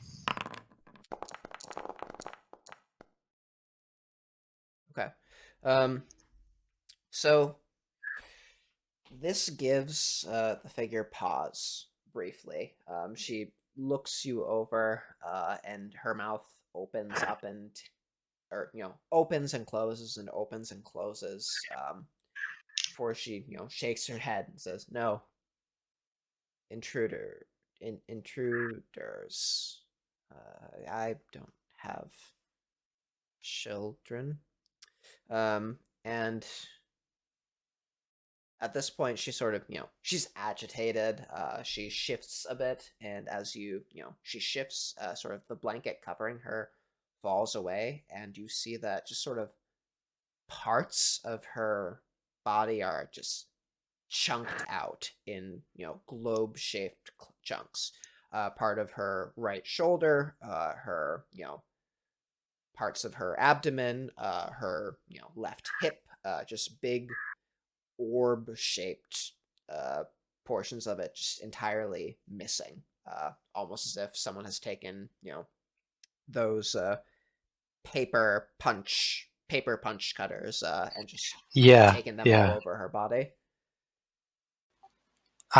Okay. So Hull thinks that maybe she's misunderstood the situation here, and this is not a memory of George's mother, but maybe George's dream self. And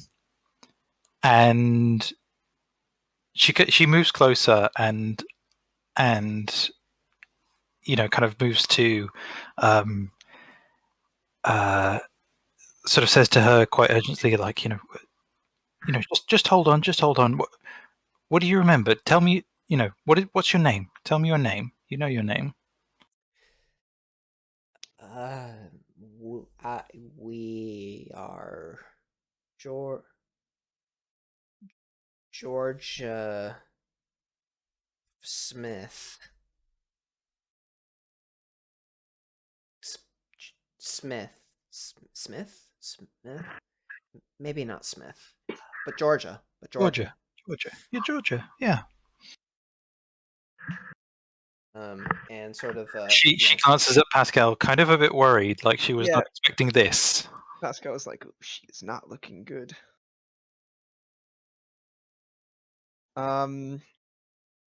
He's probably going to activate Mind Sight. And Space Sight, sure. Yep. But more looking for connections than like spatial warping. So with active Space Sight, Pascal can tell right off that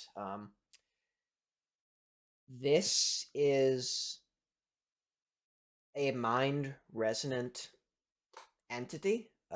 Maybe is a person or part of a person, but is not an astral traveler. This is not someone who is projecting out of their body into the astral.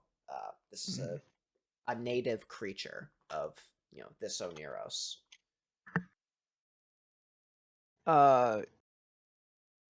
Okay. Does he recognize it as a sort of astral entity he's interacted with before? Can I roll something for that, maybe like a cult?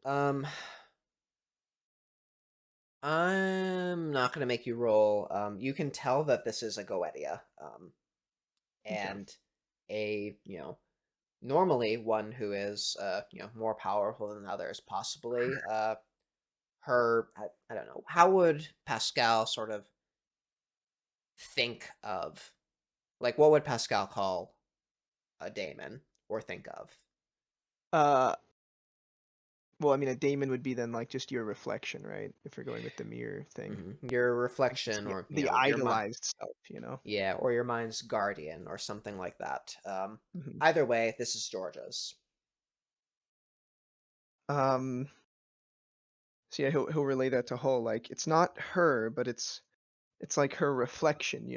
I'm sure that Hull and Pascal have in the past mentioned daemons if they run into them, right? Yeah. I think Hull like maybe thinks of them as adversaries or something like that. Their astral asshole. Exactly. Yeah. So one who opposes, in order to challenge, kind of thing.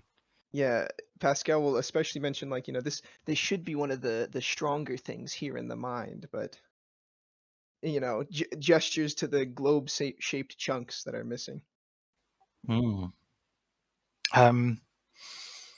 Yeah, I mean, Hull is kind of looking at those holes, and like she looks at the gap in her kind of her bark skin, where from where she made her soul stone, and it's not quite the same, but yeah, she's kind of thinking about that, and the comparisons there. You know, Pascal's going to ask like, Georgia, what happened? I don't remember. So there are many things I don't remember. I don't. What don't I remember? I don't remember what I don't remember. Uh, this place has been violated, and I couldn't do a thing about it.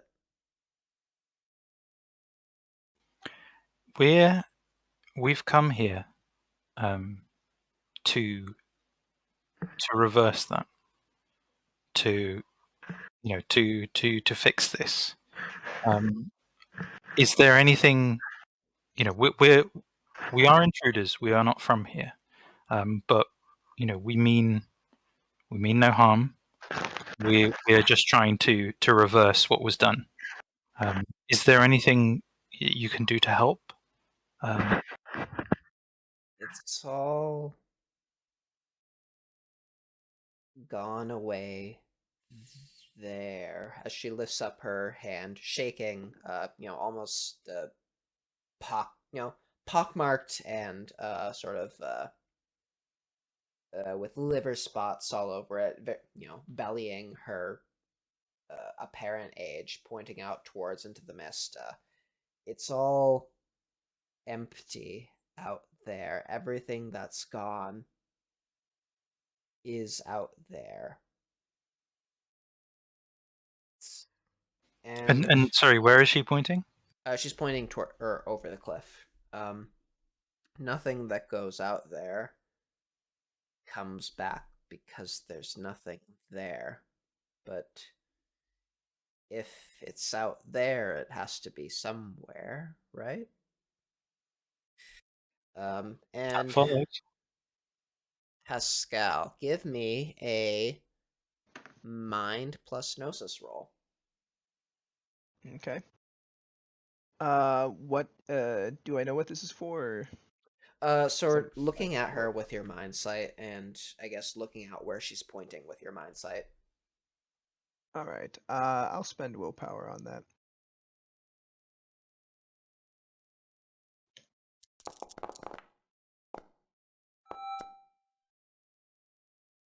Cool.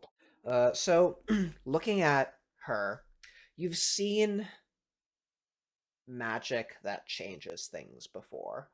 You've perhaps even cast mind affecting magic before. When you change someone's thought patterns, rule it into a different shape, there's always that thing underneath it which has been changed and is, ready to bend back into the shape that it was before or change back into the form that it had been in. But looking at the holes in Georgia's daemon and looking out over the cliff, there is no substance underneath these to snap back. There is no sort of landscape of mind beyond the cliff, which is being suppressed, ready to be released and reshaped and reformed.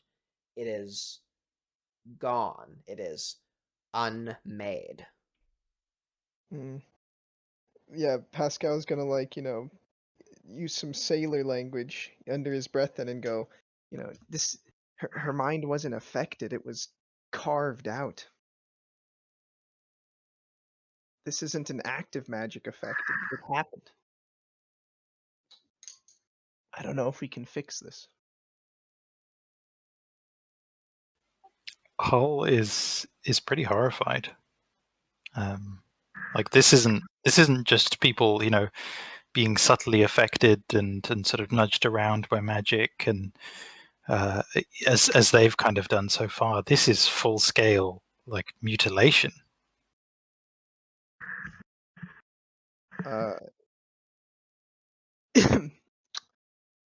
Pascal's going to, be kind of in shock for a second, like not really know what to do, and then he's gonna suddenly like compose himself and push forward and try to open the door into the house, right?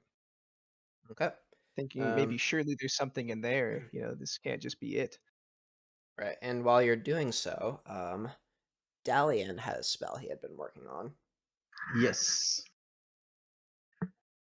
Dalian was going to stand at the edge of the chasm and try to cast a post-cognition spell, even though he's not. He's trying to feel the threads to see if there's any sympathetic connection from here to something that's gone. He's not extremely hopeful about it, but he's trying.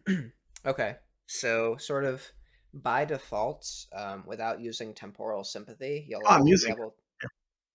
Okay, so what are you using as a the sympathy place yantra? itself, the environment, Okay. the precipice, the threshold that's as it is.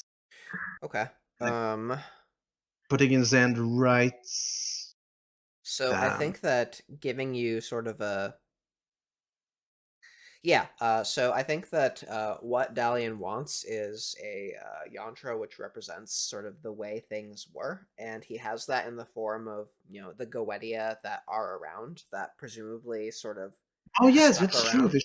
Yes. Yes. Right. Okay. So go ahead and cast your spell. It'll All right. be a. I think this will be a medium sympathetic connection. Oof. Uh, sure thing. So the other yantra is going to be concentration. Going to Okay. spend a willpower on that, a mana, and I'm going to just use the free reach. I'm not going to overreach to instant cast and advanced duration. Okay. Time, Gnosis, +5. Are you so you're not overreaching then? Nope. Okay, cool.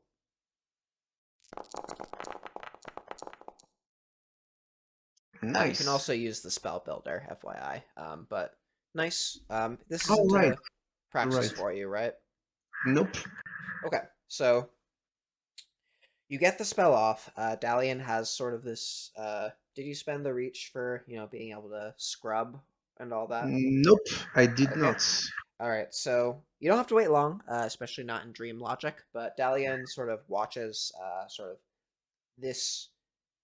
Dalian's used time magic to look into the past before, perhaps even relatively far into the past, and things Yeah. move at a at the space that time moves normally. But Dalian is sort of unnerved and perturbed as sort of these scenes move before him because it's very clear that the scenes he's watching are not bound by the pace of time with which he's familiar. Mm. Time is clearly variable in here because he's seeing It, time as the astral space experiences it.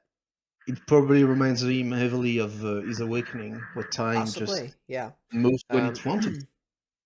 but eventually, he sees the same scene over and over and over and over again. These children continuing to play ball, playing ball, playing ball, playing ball, endlessly, with this woman sort of watching until at a certain point, moving forward, there is this enormous crystal globe that appears, not from somewhere and then expands or moves in from somewhere, but it appears taking up the space where these Mm. houses, this road, this path had been, carving out the parts of this city, and also on this representation of Georgia, this woman. She had been standing next to a well, chatting with someone. She had perhaps a ledger in her hand or a basket of shopping or some sort. She was talking with one of her neighbors, and then suddenly she also was carved out with these representations of globes. Suddenly, crystal balls appearing throughout her flesh as she screams, as she writhes, as parts of her are gone, concomitant with the road disappearing.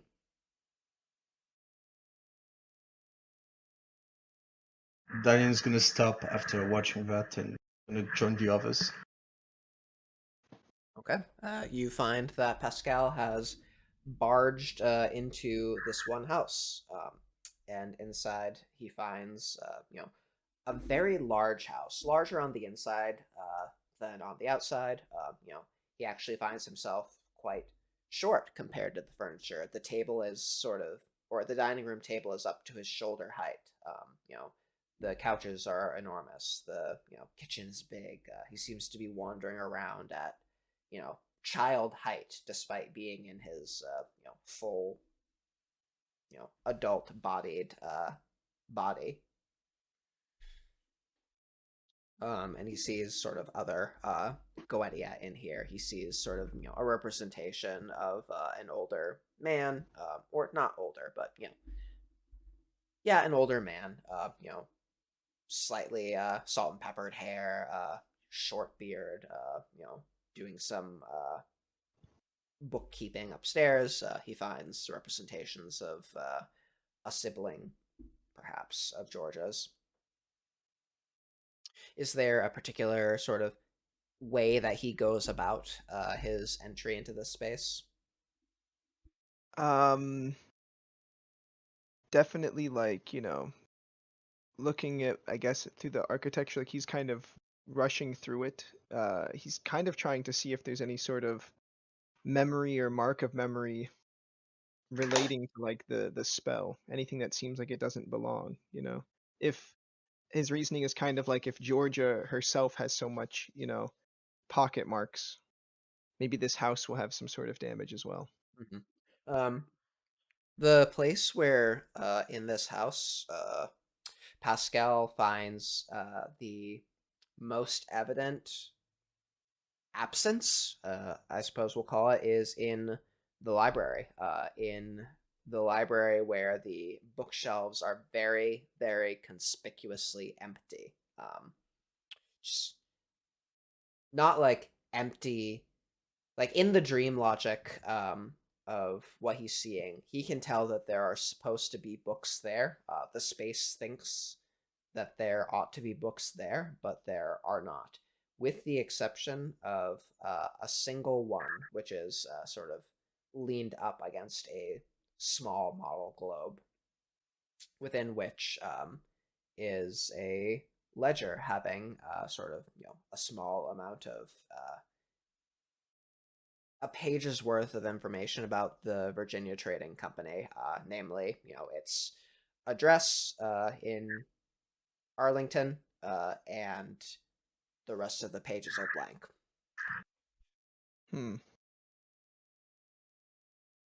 I mean, he's gonna, he's gonna have grabbed the book then, Mm-hmm.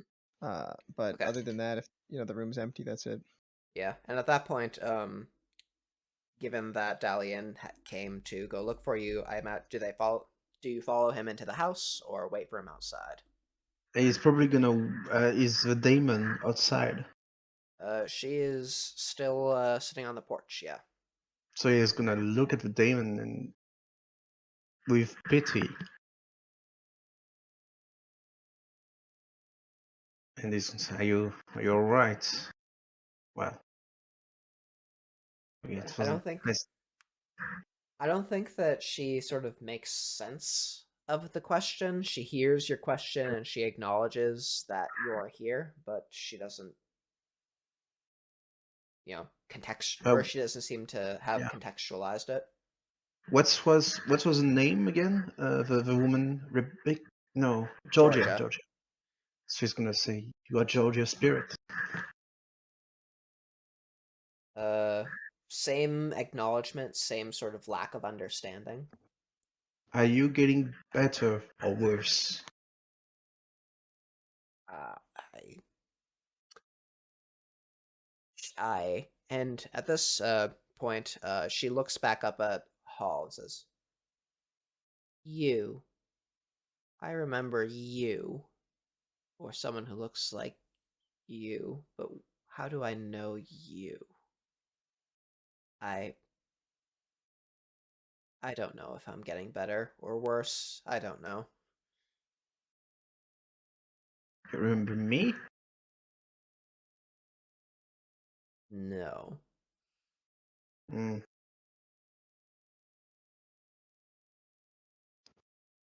And Hull Pascal's come out of the house at this point, Okay. just with the book. Yeah. Hull has been kind of, kind of crouched down next to the daemon, and has been sort of similarly kind of pitying her and maybe even like trying to comfort her a bit and sort of hold her hand and stuff. But when she looks at her and says, "Oh, I know you," like Hull gets a little bit defensive, and the wall comes back up, and she sort of takes her hand off of hers, and she looks at the other two and Well, kind of says that this is a horrible thing, but if we're going to, if we're going to stop whoever did this, then we need to find out whatever we can. I don't think there's anything we can do for her. there might be, but I need to know what the state is. Well, Pascal is going to like kind of lift up the book and show all of its like empty pages. Maybe the few bits of text, and says, "It's all been removed. Everything with surgical precision. There's no information." Yeah, I saw what happened.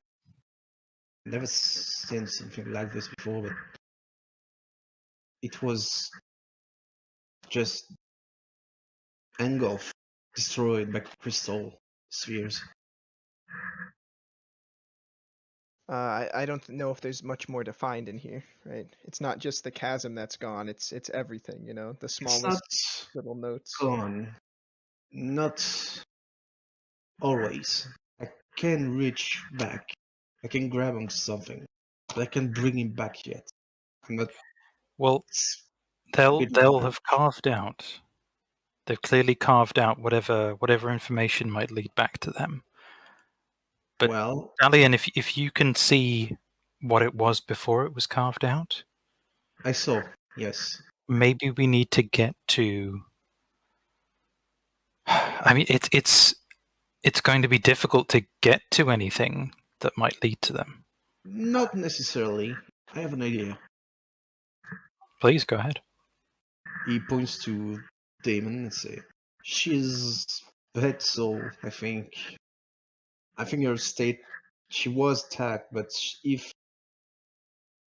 if she's deteriorating, then next time we hear it might be worse. We need to make sure she's healing. I don't know if she's a heal, but I mean, you know something about healing, Hall. Can you try and see if she does? I Or if she I, doesn't? I deal in woodwork. I can't tell you whether she'll be She's getting better or going. not. She's going to be changing until it fits her current state. Well, in Right that now, case, she's unsupported. The holes are gonna patch up, or the mm, date's gonna recompress to patch up the holes. well, the problem is if it patched up, it might change too much for me to grasp into something. What if? I could, if you So excuse me, all. What if you because what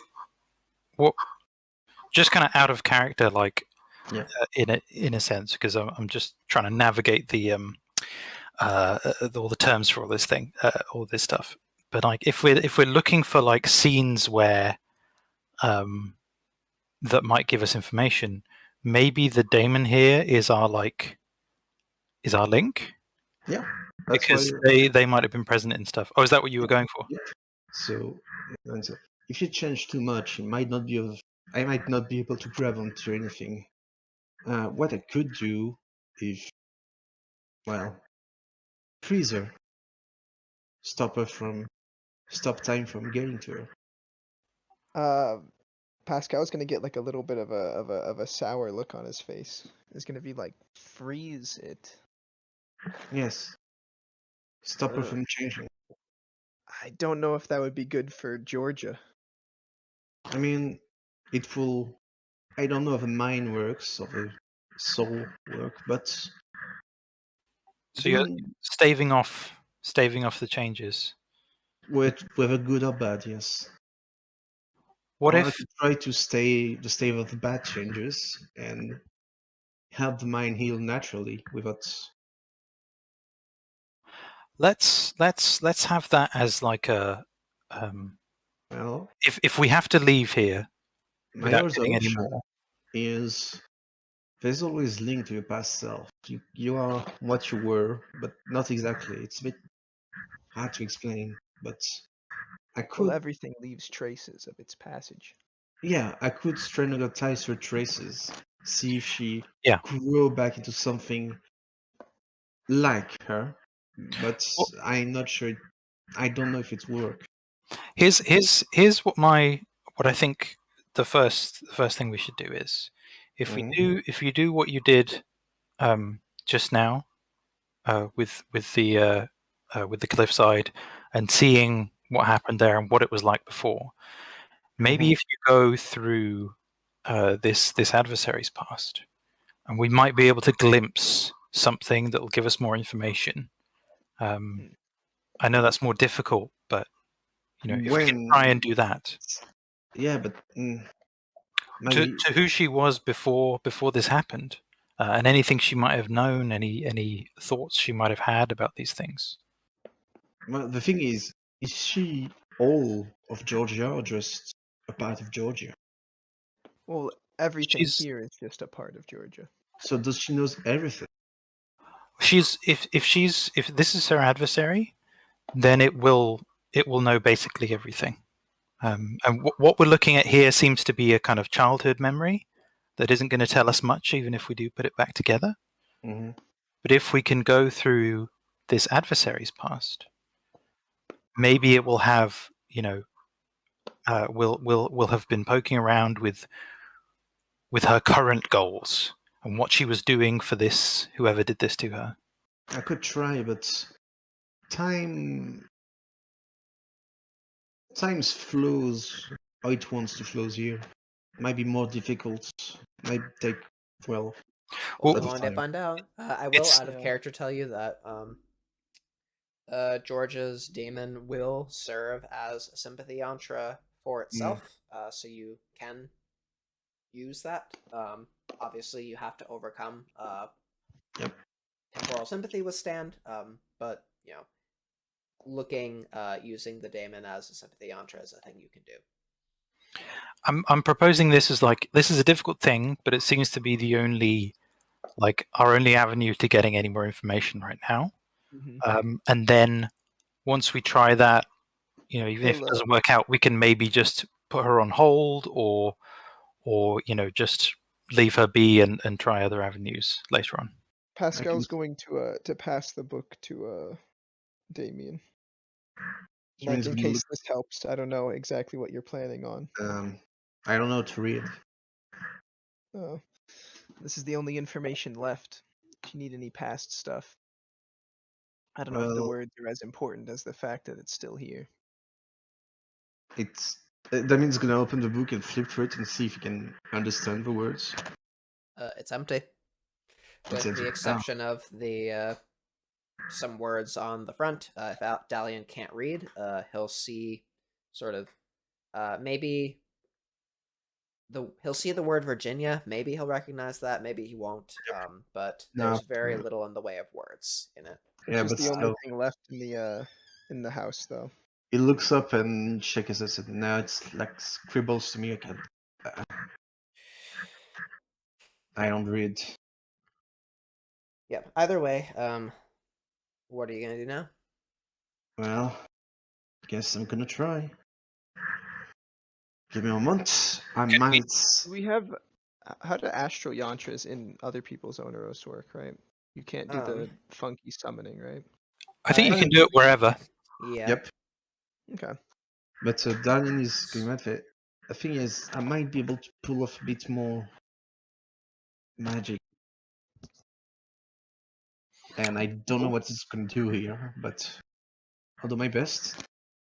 Could I kind of summon up the representation of my soul stone and then let Dalian use that?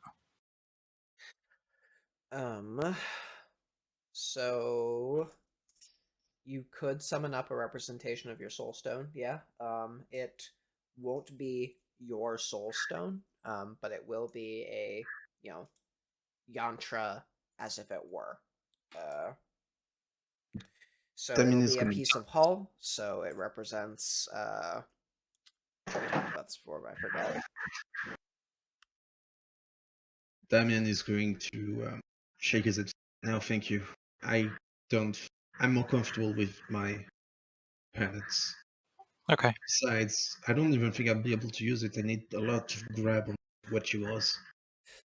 But Dalian does realize that sort of, if he thought, if he sort of willed, he would be able to pull any path yantra that he's used before, sort of Oh yeah, out it's of the just dream stuff or within him. you only need to use his consultation for that. He thinks. Okay, I mean, you do get 2 yantras at your gnosis set. Yep, but Or one when must be demon. one has to be the sympathetic yantra. Yep, Yeah. you're right. So he's gonna just prep up a bit. The singer just extend his hand and touch the demon on his hand, like hold her hand. Alrighty, are you casting the spell instant or taking your time? Instant and with one overreach. Scrubbing out the thing. Otherwise, it's the same as before. So, rolling for paradoxin. Yep. Go for it. It's a chance die, right? If it says that it's a chance die, then it's a chance die. No, wait. Is it? No, it's one die. I'm not using Okay. any tool to mitigate it. Okay. Containing that. All right. Roll your wisdom.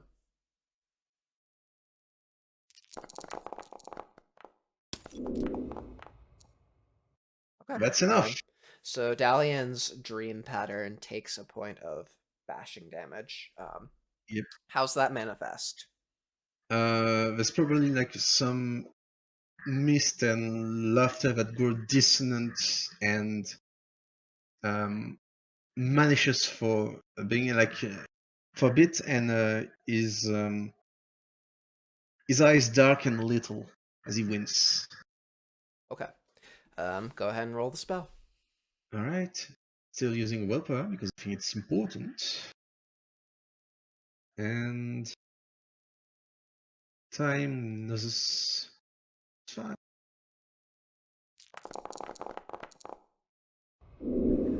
Ouch. Rip. Ouch. So, if you use the spell builder, it'll also let you give it enough potency and all of that jazz. Oh my bad. It's been a while. Yeah. But either way, the spell I'm gonna doesn't. get. I'm gonna get dramatic failure. Okay. Cool. I will throw a beat into the pot. Is it normal or arcane on It is spellcasting? arcane. Okay. Actually, no, I think it's normal, as all I dramatic failures or voluntary Prob- dramatic failures are. Um, Either way, so what occurs as a result of sort of the dramatic failure? You're calling on what's the imago like that Dalian was going for? Obviously the effect is you're trying to see into the Yes. past of this woman, this dream woman. Uh, What's the imago like? How are you going to the do that? imago will be an after image of almost silky thread, like trying to knit together the holes, and so like going um, like a needle eye, strands of yarns going to the holes and trying to lead a tapestry of a life of what she was before. Okay. If that makes sense.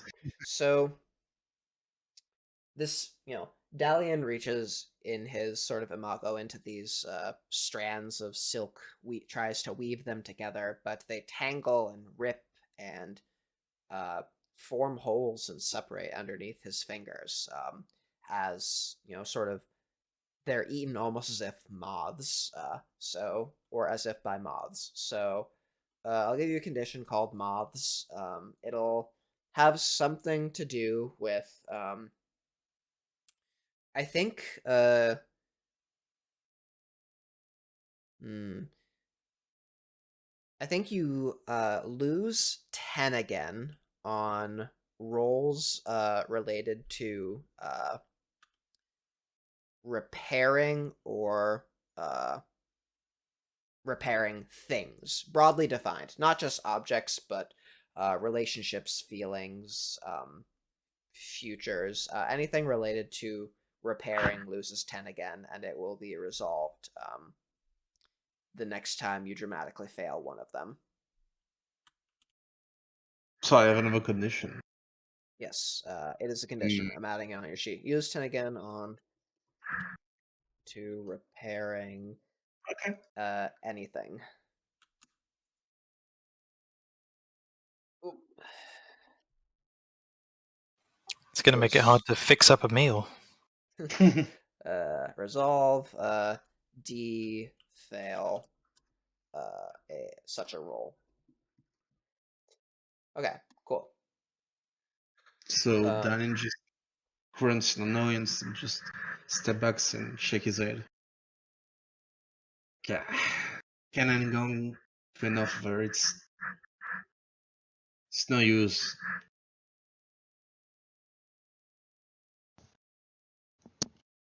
so, is there anything else that you guys wanted to get done in the Oneros or aboard? We are at 20 minutes till end of session, so just want to know what this last scene will be like. This feels pretty conclusively like Yeah. that there's not a lot that we can get from within Georgia Darling Veneros. just turn to Will and Pascal and say, I can't do anything. Yeah, no, I can practice and try to do better, but I can stop her from going into the flow of time, but that's about all I can do. Hull is kind of like mindful of the fact that not everyone is in agreement on Dalian attempting to halt any sort of progress on the daemon. So I think she's just kind of like her view is that like it seems like a good idea, but she's not sure what might happen, and she is a Well, little bit worried about what the effect might be on Georgia person. Darling is definitely deferring to Pascal and Hall. Just exposing the option. I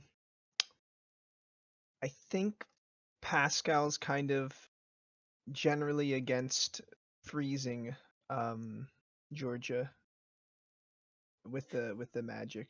How is her cloud of demons going to become a better cloud of demons if she Yeah, can't change like he's very much in line with or the fix her Master Ghost mirrors or idea of like whatever?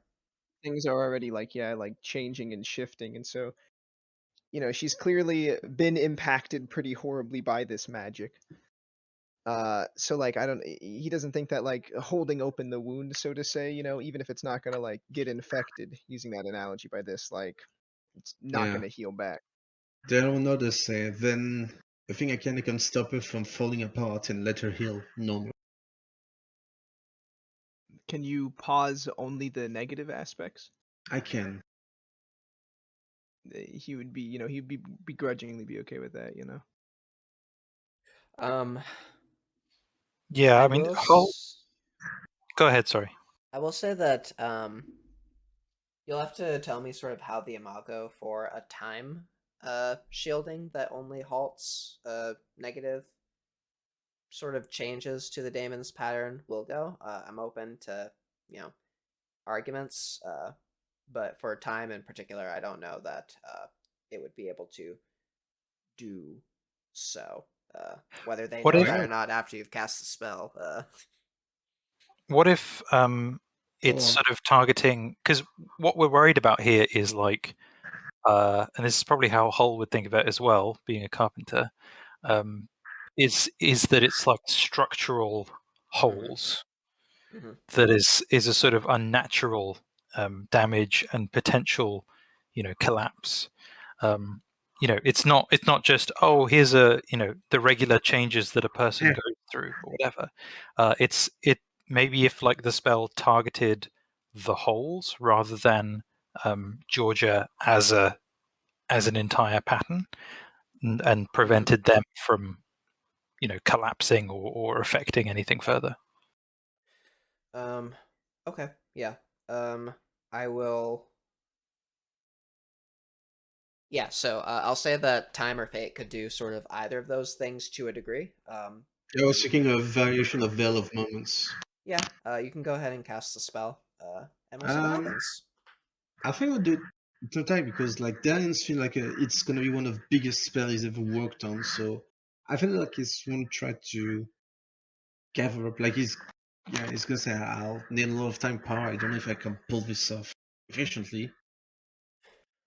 Okay. Maybe we. I know I can do it, but I never tried it. And seeing as I couldn't grasp on any of her, let me just give me a night or two, just a bit of rest before I attempt it again. Okay. So we're going to S- come back to it, yeah. all right. Yeah. So with that, I think that will end with you all sort of removing yourselves out, or so. How do you get back into your bodies? Do you sort of snap yourselves out of Yeah, you astral can space roll. directly, or do you You can retrace roll your journey? to. You can roll to go back to your own hero. You can. If I remember. Yeah. I'm just asking, like, do you snap yourselves back to your body, or you go back the long way? I'm snapping back to my body. I'm scared. Okay. So however it happens, I think that we sort of fade to black as you all sort of, you shake your heads, open your eyes, blink, drink some water with your rasping dry throats, and we close out there. For everyone watching, thanks, and we'll see you next time. All right.